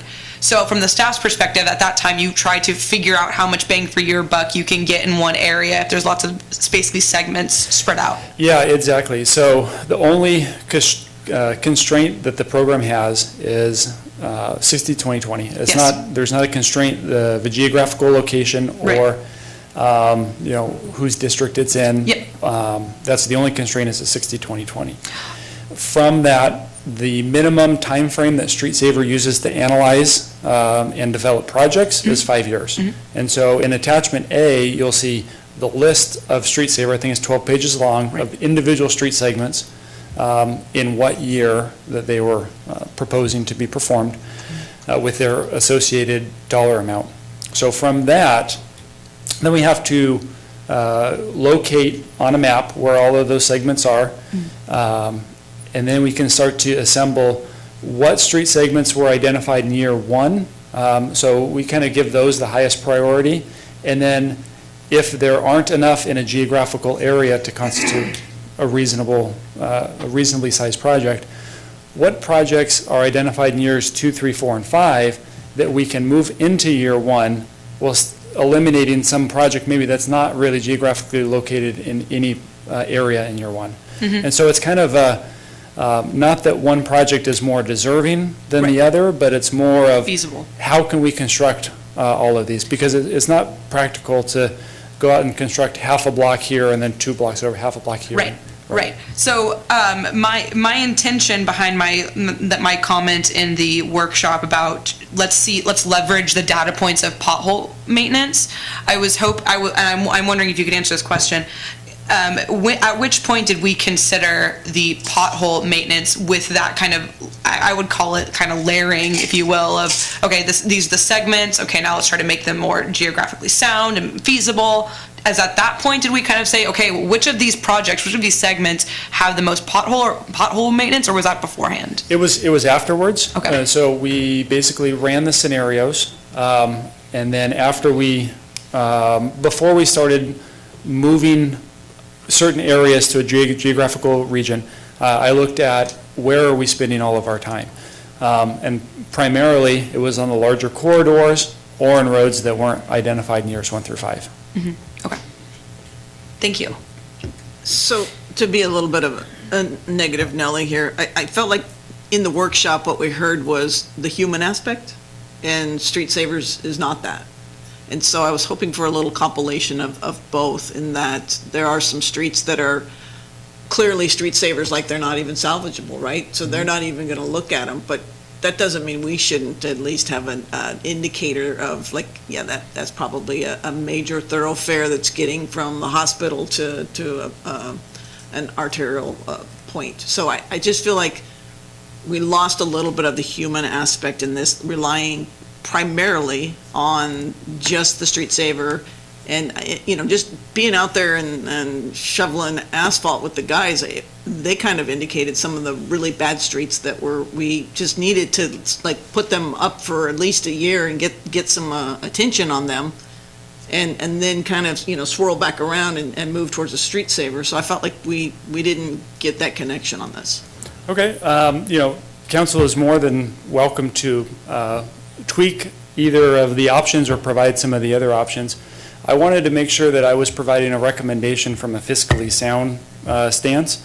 But staff's open to, if there's certain roads or a certain percentage of funds that we want to set aside for, sensitive projects, staff's welcome to that.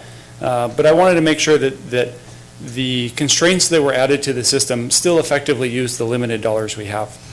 And I understand what you're saying. It's tough when I kind of had in my mind certain roads that I thought were going to show up and to not be identified in the first 5 years. I understand why. But in terms of recommending a long-term strategy of how to efficiently and effectively use the limited funds we have, this was my recommendation. I think, can we open it up for like a week, starting like Monday, to, bring in that human aspect? Because I agree with you with, the staff that we have, like, what do they think? The main functionality of our roads. They're out there every day. Maybe open it up to the public for a week and say, okay, this is your week to have your input.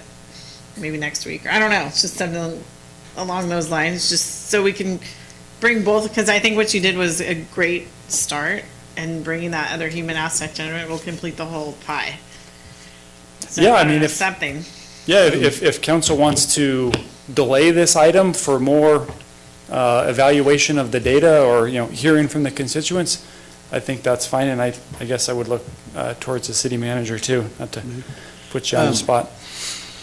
So maybe I'm a little off, but I was under the impression that that's kind of what happened with this scenario 60-20-20, is you ran it through Street Saver, but then you did use a little bit of the human aspect to kind of tweak the Street Saver program. Is that?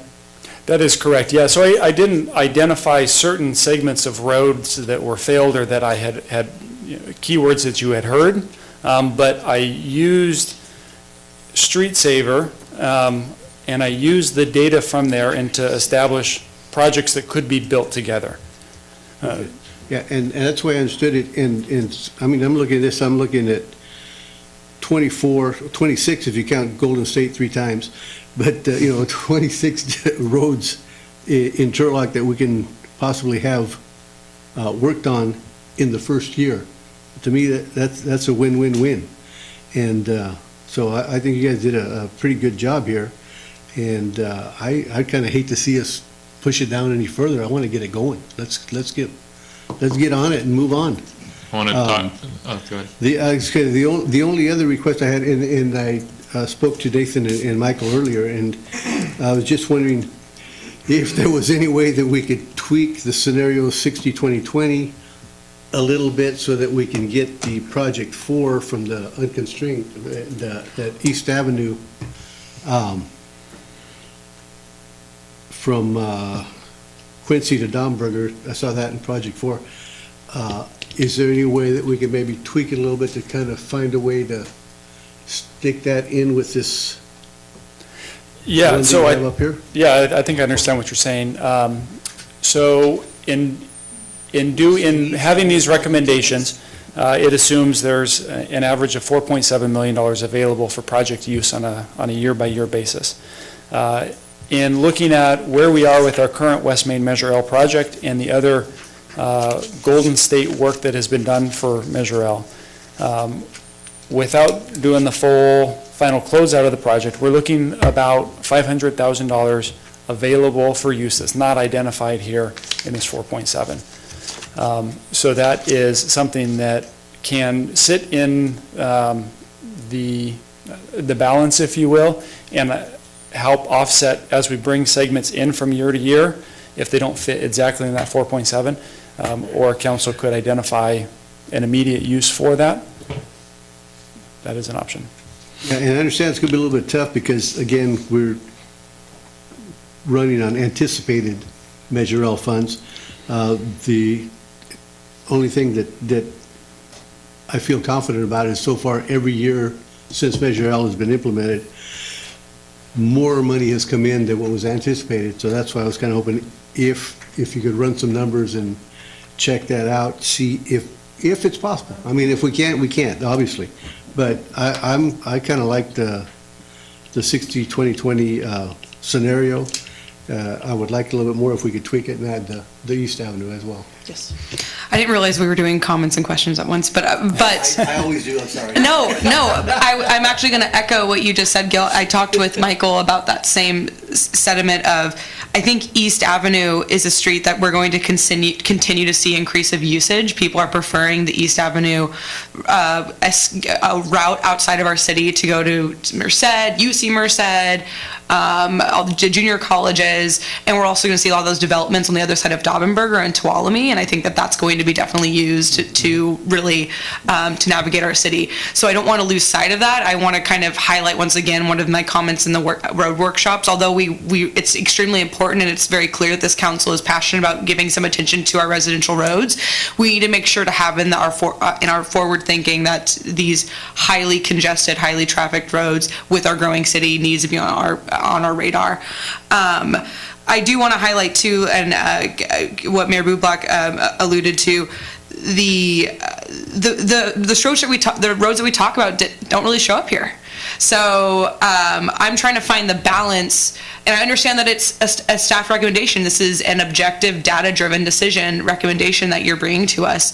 And in the human component that I'm hearing, I don't want the human component to kind of cloud objective data. So that's why I was trying to direct you, and I was hoping that we would see some of these streets that we're hearing about also pop up when you ask the computer to basically answer the question of where should we go. And I was hoping that the pothole maintenance would really highlight some of those streets. And it does. I mean, for example, Wayside is number 5, top 5 for our potholes. And so I think because that was our intention, and I still want to be committed to the idea that data should drive our decisions here, maybe we can just add more leverage and more weight to this pothole maintenance to be able to would that be possible? Does that look like a percentage of these going towards highly, I don't know, maintenance potholed streets? Yeah, I think it's a potential for sure. I don't know Potholes coming. Yeah, I don't know exactly how that constraint is added to the system. Yeah, right. I don't know off the top of my head, but I would imagine that it's something that we could add. Right. Mr. Cook, real quick, I'm sorry. Well, first of all, thank you, Nathan, his staff, and Allison, her staff, for an outstanding report in a short amount of time. My thought off the cuff was you've got 4 projects here, each about $1 million, right? One of the things is maybe look at the top 4, 5, 6 streets on Exhibit C, which are the high pothole streets. Get an estimate from Nathan, what would it cost to do those projects, and then go back and figure out which of these projects you're going to pare back to cover that cost. Because that's effectively, he's put together a year's worth of projects, $4.5 million. If you want to go back and do other things, you're going to have to cut some of these back, right? So. Can we bond forward on Measure L? I think you can. I don't know if we've had the discussions, fruitful discussions about the long-term implications of that, but yes, you can bond for that. I kind of think maybe that's where this next scenario should come into play, is that if we want to do what Street Saver says, which is all about keeping a minimum area cleaned up and moving higher for the status of the road, yet taking care of some of the roads that are never going to be on Street Saver because they're abundantly thrown to the wolves. They're not there any longer. So I think that if we can start talking about this bonding, which I think the world wants us to do, and at least Turlock does, we could start to add some of these ones that are El Capitan, Hedstrom, Wayside, those that are just 40 years too late. Yeah, I can work with Michael and our financial staff on the implications of bonding and what that looks like, and we can bring that back at a future meeting for sure. But I want to clarify, Mayor, these, like Councilmember Scare said as well, these are residential roads. There's 60% that are going to go to those streets that majority of us are talking about that don't see funding. Like although that they aren't the ones that we want to see them, but I don't want the human component as a council. I don't think it's probably very, in our best interest to be considering the human component being should be considered something measurable, and the human component should not be how often you can come to a city council meeting and yell at us about your specific road. It should be about how much something we can measure, so we can back up our decisions with data rather than saying we're going to let so and so because they were the loudest. I mean, I don't want to walk down that road as a council and as a community leader elected to do this, but I want to be able to provide you with data so I hope that those streets that we hear a lot about we can justify those community concerns of the waysides, and we see that with data coming back with the potholes, so with the pothole maintenance. So I think if we have that data, we should try to leverage that rather than, I mean, I totally appreciate having it open up to have people come and talk to us about their roads, but if we can kind of measure it against just the amount of people that were available on a Tuesday at 6 p.m., I mean, I don't know how much I can stand behind that. So the problem with Street Saver is that it is a road that is already at a 50% level or whatever. The roads that are problematic to a lot of the community members are way under that. And so when you put it into a system, you're punching in numbers, it's never going to show up. Nobody's going to talk about that. So I don't want us to get political, but I also want us to realize that machine, Street Saver, is not going to acknowledge all of the things that we need to do. Right. And we need to be able to take some really bad, some intermediate, and try and carry us through. And we're saying the same things, but those residential aren't, though. So that's my question to you, Nathan. So all of these residential roads that Bells and Merritts and Oaks and Cahills, those are all above the 50% threshold for that street to be able to be reconstructed. I don't know where the 50% threshold came from. That's not. What Street Saver does is it looks at roads, identifies the condition that they're in, right, the life cycle cost of making whatever necessary repairs, and tries to maximize the amount of use of funds that you do have. So Street Saver will typically recommend saving a street from failing, right? It's called Street Saver, right, not Street Fixer. Right. So it will identify roads that haven't completely failed and try and apply a low-cost treatment to that and preserve that asset that we have. Okay, so with that being said, so Wayside wouldn't be on here even if we did a 60-20-20 percentage, if I'm understanding what you're saying, because it's already failed, correct? It has already failed. If we got to the point where we were applying those funds in that category of street, and we had either repaired all of the street segments that we should, right, air quotes, should, or we have enough money identified for that fiscal year to make that investment in that street, then it would come up. Street Saver also has a condition in there where you can identify only do failed roads. So it has that capability. It's not efficient and effective with the funds that we have.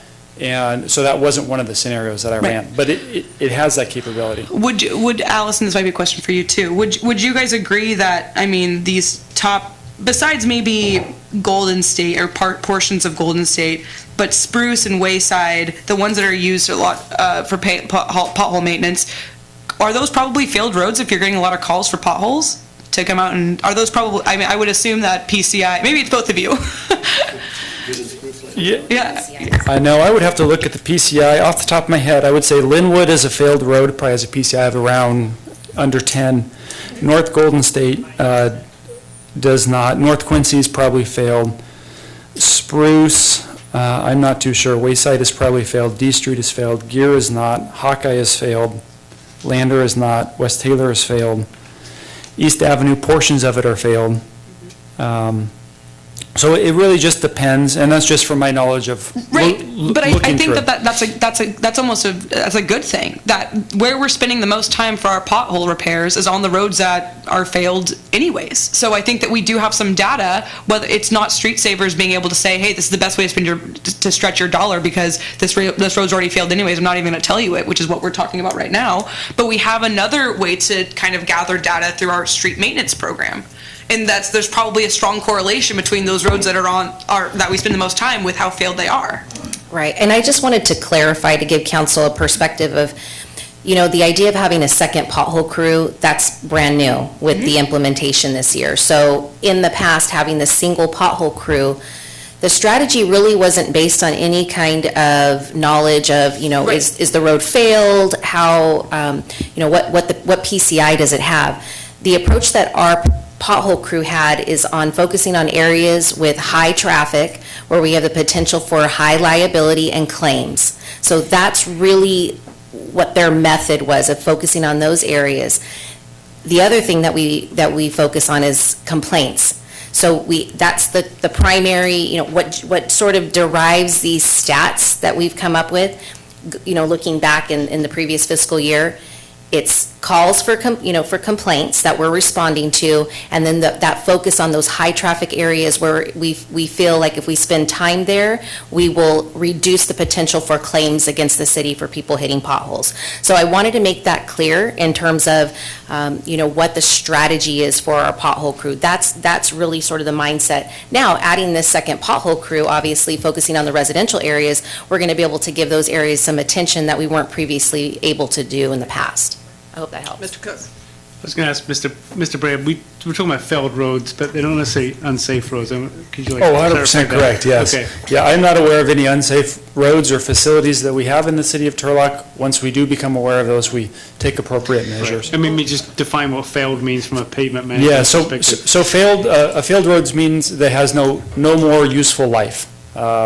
The types of distresses in the roadway, whether they be potholes or alligator cracking or block cracking, it depends on what type of distresses that it has, the road has, and whether or not you can rehabilitate that or you have to reconstruct it. I noticed our attorney was kind of starting to twitch, so thank you for clarifying that. So let's open it to the public real quick here. We've been having all this dialogue. Anyone wishing to speak regarding our road dilemmas and how we move forward with it, please come up to the lectern. Wow, okay, nobody wants to talk. All right, I will close that, I'll close that public hearing and bring it back for more comment. I still think we keep talking about a couple things. I'm not trying to be a jerk here, Mr. Bray, but we talked about the bonding, we talked about the trenching and how we got the potholes put on a thing, but we're also going to put the trenching so that people would know when it was coming up, like if we've done that. So we need to get that underway. I really think that this is a great start, but if we already know that we should probably be addressing some that are under our street savers' ability to see, that perhaps that's where we start talking about that bonding immediately then. Okay. You done? You sure? Okay, so Councilman Sierra talks about let's put something forward so we can get to work on these. We're not gonna. When do we have to make a decision on the next project before money starts burning a hole in our pockets? Well, I don't think money really ever burns a hole in your pocket when you're talking about road. When you're talking about road maintenance funds, when will that money right? be ready for us to start spending? So this fiscal year already, we've generated roughly $300,000 a month, which is a little bit higher than the previous 2 years. I believe it was to speak to your concern that we seem to be doing a little bit better every year. So the monies don't go away per se, other than the federal funds. The federal funds must be identified on an ongoing fiscal year basis, and we must work on those. And again, those can only be applied to routes that are specific to federally funded routes. Collector or arterial? Mainly collector and arterial, yes. But if we wanted to gather some more data, do some more research, whatever it is the council would like, the money doesn't go anywhere. It sits in the reserves until we're able to identify a project and then move forward. But projects are getting more expensive every year. Projects are getting more expensive every year. There are, less contractors available. Ideally, this is the great time, the perfect time of year to really start on a project. You start in the fall, you design in the winter, you bid in the spring, so you're constructing in the summertime. So if you were going to tell us that if this was passed tonight, when would we actually have this all done? That is I don't have a crystal ball. But We're doing this on a yearly basis, but is that realistic? ideally, what we would be doing is we would establish the project selection process and identify a 5-year list of projects. And then we're identifying the future 5 years of those projects. And so staff is fully aware of what projects we're doing this year and next year and the following year, so that if we're doing maintenance activities on those roads ahead of time, we're not throwing those funds away. So ideally, we're looking at a 5-year plan in the future. This is just looking at this first year. Looking through these projects, I think it's reasonable that we could be in construction. If we would go to the 60-20-20 scenario, I think it's reasonable we could be in construction next summer on all 4 of them. And be done by December 31st? Again, construction is very difficult to know. You have nature, you have the availability of contractors. There's a lot of factors that come into play. Not one of these projects are advanced as the West Main project that we had going on. They're not as advanced as the Folkerth Interchange project. They're a lot more readily available to be completed within a year. And you couldn't get them any sooner than, to start them any sooner than July then? I think it would be very difficult. So what would need to happen if council were to approve these streets tonight? I would need to identify a consultant to do the design and surveying. City staff lost those abilities to do that when we lost some staffing. So we would need to identify a consultant to prepare the plans. We would need to bid and award the project. And then we would need to go through the agreement phase with the contractor. That could take anywhere from 6 to 7 months, and that's probably on a quick turnaround. So we're looking at starting at the earliest, I would say May, June. Mr. Cook, did you have something? Okay, I thought you leaned in. Project 1 is probably closest to any of the schools, and so ideally we are putting that project out in the summertime to minimize impact to the school district and the surrounding schools. Project 3 also impacts schools, and so these are things that we would consider in terms of how we're sequencing putting these out to bid and how we're going to staff them and the such. Yes. So I think we really probably need to lock down year 1 as soon as possible so we can get some of this stuff going, get the impact going, spend this money as quickly as possible. Long-term, the 5-year plan, I have difficulty making any sort of direction on a 5-year plan, knowing that we haven't taken into consideration some of the larger data points that we talked about, like the active spending on maintenance and probability, and its overlays with some of the grant funding available out there. Yeah, I think that what we have before us is a really high impact year 1 where you're going to see it spread throughout the city going after some of those residential roads. But I do think that there needs to be a lot more work done on how it can tie into a more cohesive secondary match funding strategy. Okay. Is there any correlation between what the governor's doing with the gas tax funding to this funding source? There could be. So part of these funds are the state gas tax funds and the SB1 funds. Both of those are part of what's going on at the Capitol. I don't know if Turlock is in jeopardy. I'm not up to date, and I don't know if our city attorney's heard anything on that or not. Yeah. Nothing? Yes. Nothing I can add.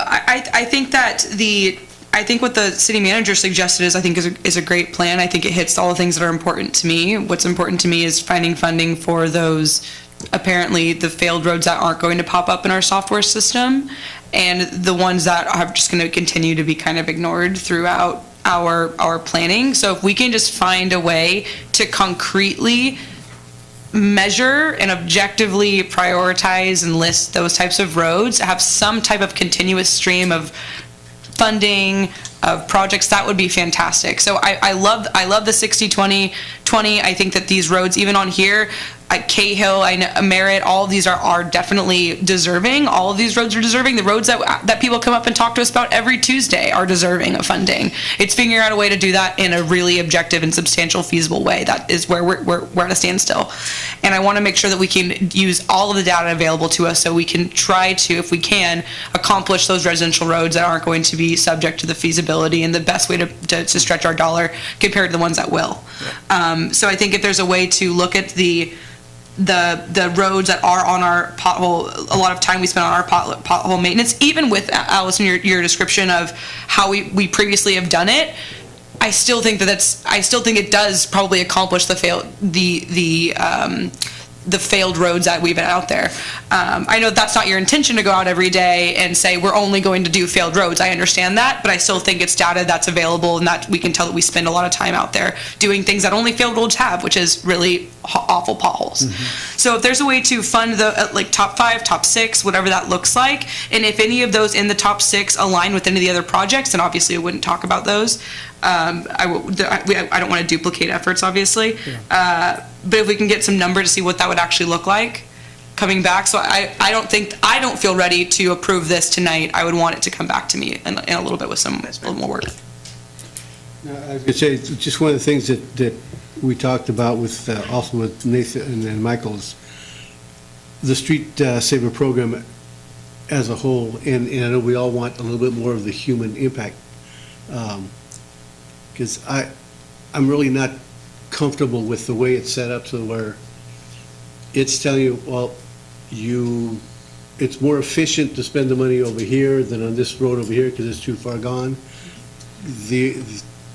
What I see happen is the road that's already down here too far gone, when will we ever catch up? So that's why I really like that the human factor is involved in the determination of the projects we're going to choose. And I think that some of that was done in here already. So I understand the way it's set up, but it's just not going to come to, I'm thinking, okay, $100 million behind more or less.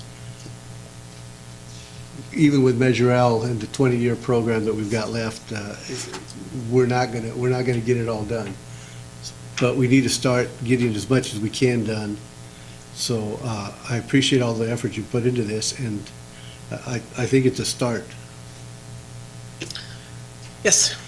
Yeah, on the point of the roads that we're never going to get to, we're always not going to have enough money for our roads unless new money comes in. There's opportunity for us to ask for more money, and we just have to know if the public wants to support it. Bonding is definitely something that we need to be going after to increase the amount of money to maintain the roads that we have. But no matter what, if we're taking limited funds when we have half of what is available to maintain the roads and redirecting it towards things that are failed, our roads are going to be, other roads are going to be failing at a more rapid rate. So long-term strategy for getting our roads in place, there's got to be new revenue found. Absolutely. And a final word for the residents out there that have been living on their street for 40 years. Street Saver doesn't care about them, and even though we say that, we want our biggest bang for our buck, they paid that buck for 40 years. They paid those taxes, and part of that should go to us making sure that we put that percentage into those residential roads that have just been neglected forever. So, what's the will of council? Table? Mr. Are we looking to continue to a date certain, or are we looking to The 12th. continue to? We gotta get done. Can you be ready Is by the that 12th? enough time though for you to bring back the data? It would be very difficult, yes. So one thing with the probably the pothole list doesn't identify segments, and so I'm going to have to work with our pothole crews. Just because it says a road, where to where, it's going to be important on identifying what's the cost to repair. And so there's that, there's the unconstrained, the 12th's going to be difficult. December but 10th? I can do the 10th, So yeah. I think that'd probably be realistically the next date that we could. December? December? We only have one meeting in November. Right. Yeah, with the December date to approve a project plan or to come before us with a new list, if we did approve them at that point, are we having a negative impact on the project? 2 months we have. Which Yeah, I mean, any delay is a negative impact, whether it's insurmountable or not, I think that's yet to be seen. I think that if we can prioritize, if we can identify the projects in small enough segments that they could be designed and started construction early enough, then you still have the opportunity to start construction in probably late summer. The larger your project is, the longer it's going to take to design. The longer it's going to take to construct, so. Yeah, I'm looking at this, we delay this 2 months. That puts your start at possibly June, you're already into midsummer, just to get started, and then just about the time you get started, you're gonna be right into the winter coming in, and then we're gonna have delays. So I don't know, guys, think about it, 2 months. 2 months 2 months is a long That's a long time to time. wait. I understand that it's a long time, and this is the reason why I'm okay with waiting. We just recently, and I mean in a matter of months, we haven't even really experienced a full fiscal year with all of this available road funding, correct? No, we started receiving road funding in fiscal year 18. For Measure L. For Measure L. Right. Correct. But there's other pots of money that have been realized through state, through other. There's SB1, yes. Yes, that we're now running into a larger pot of money, more sustainable pot of money than we've really experienced at $4.7 million. So with that being said, I think that it's really insurmountable for us, it's really important to don't let the perfect be the enemy of the good here, and let's create even though we would love to start construction tomorrow with these roads that have been neglected for decades, absolutely decades, I'm not taking away from that argument at all. What I'm suggesting is that we really need to make sure that the process we put in is sustainable. It considers arterial, residential, all of these roads in a tiered way. That's why I think we should go to think in cycles, and at least approve that here. So every so many years we kind of focus on a different type of road, because even though 4.7 million sounds like a lot of money, it's not. So that's why I think that we need to take a lot of time here. This road funding, I don't think should be viewed as, okay, well, these people that we elected during this cycle are going to fix my personal road. That's fantastic. I hope we can get to that point. But we're dealing with a lot of money that can be used really vitally to our community if we think about it really over a period of time and plan for it. Mr. Cook? So my thought is you're trying to fix 70 years of deferred maintenance in the first year, right? It didn't take a year to get to this point. It took a long time. My concern is if we delay too much longer, you lose all your projects for next year, right? Because we just don't get them designed and out to bid and under construction during the good weather. My recommendation would be to go with Mr. Bray's suggestion, and we'll come back in December with a recommendation of focusing on those projects that are identified by Ms. Van Gilder's team that we make priorities for year 2. You can go back to your constituents and say, this will get done in year 2, these projects at this cost. Because otherwise, realistically, if we delay, they won't get done to year 2 anyway, because you're going to be so far behind in design that they're not going to happen. So it's just another option for you to consider. Well, and to echo that as well, we are in the process of wrapping up West Main, so we will have a better understanding of where we fell in terms of Measure L funds received, Measure L funds spent. There is a potential that there's an additional pot of money that may be able to knock off one of these segments of roads that we could identify at that time.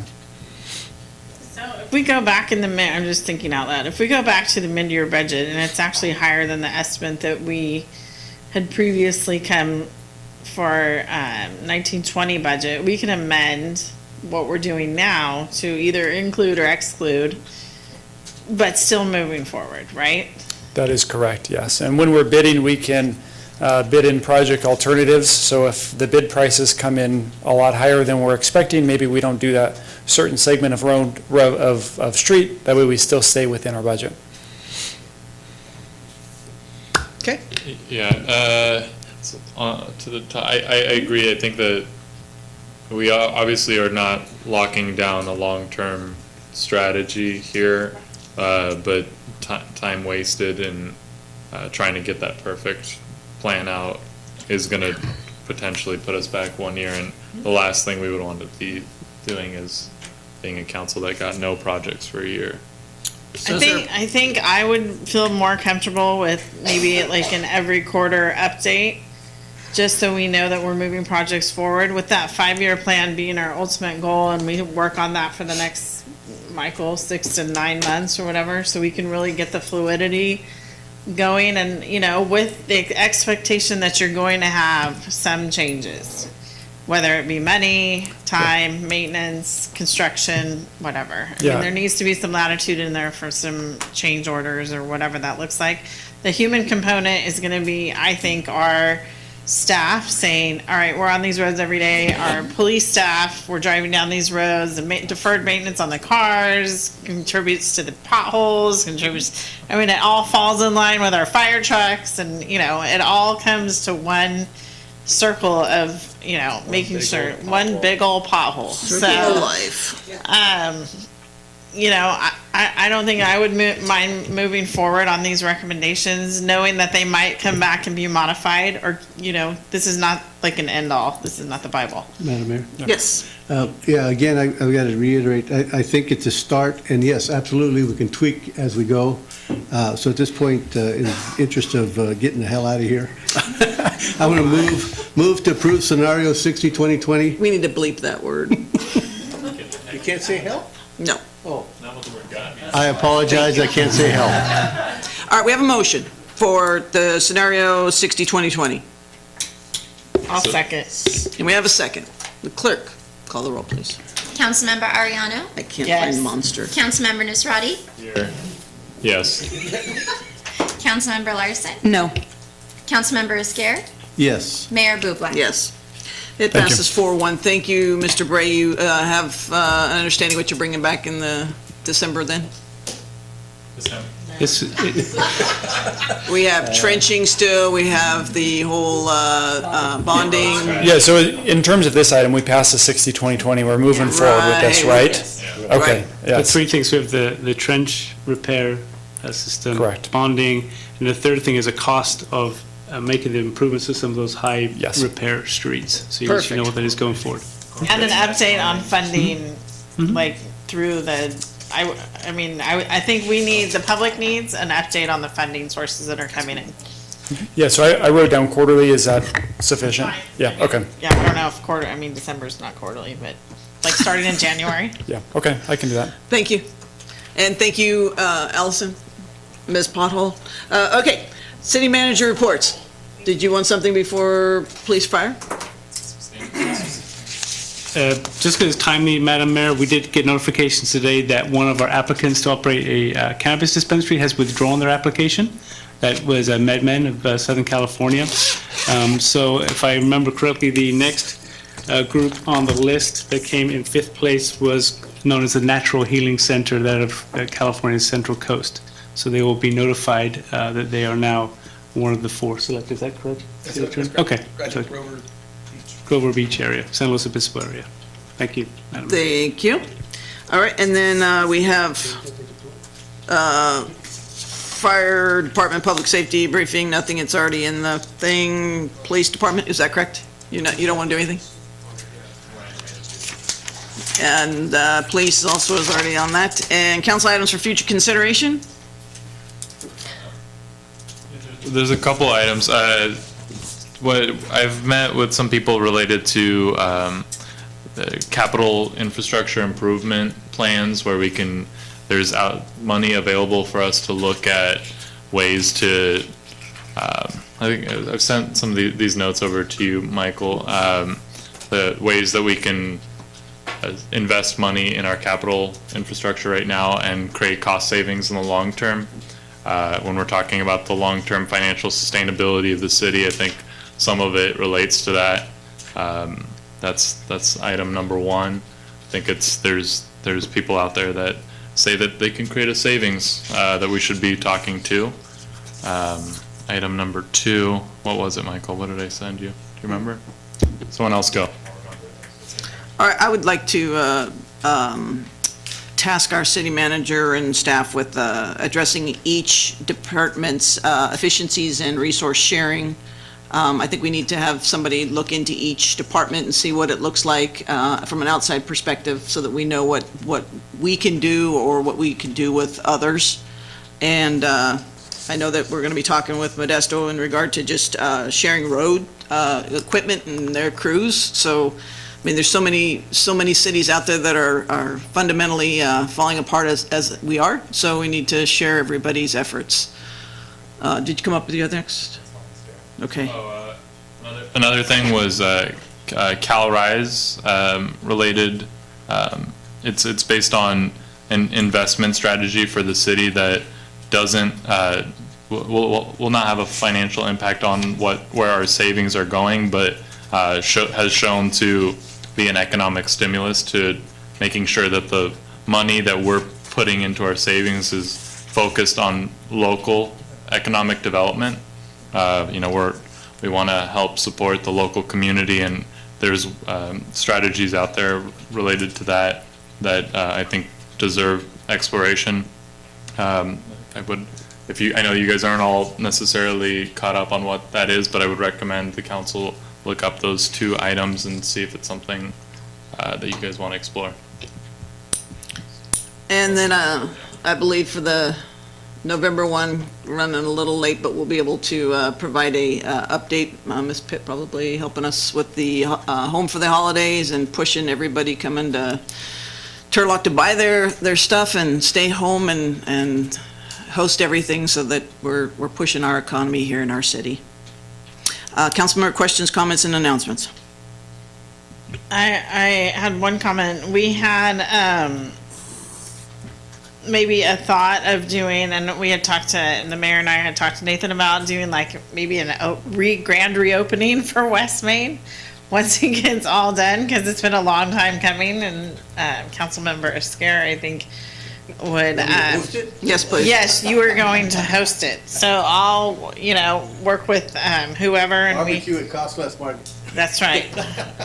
So Nice. we need to highlight some really exciting things that are happening in our community, and I think that's one of them. So Thank you. Anybody else?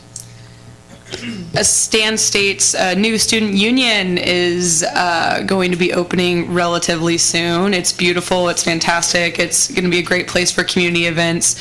And I talked to some of the students that work in the student government, and we would love to get council in there to look at it. Things like that. So I would love to kind of work with our city administration to work with student ASI and USU, the student organizations oversee the building, to see if we can make that happen. But yeah, really exciting stuff. And I believe there's still time to sign up to be in the parade, Christmas parade, and the, was it not Pac-Man, what's the theme?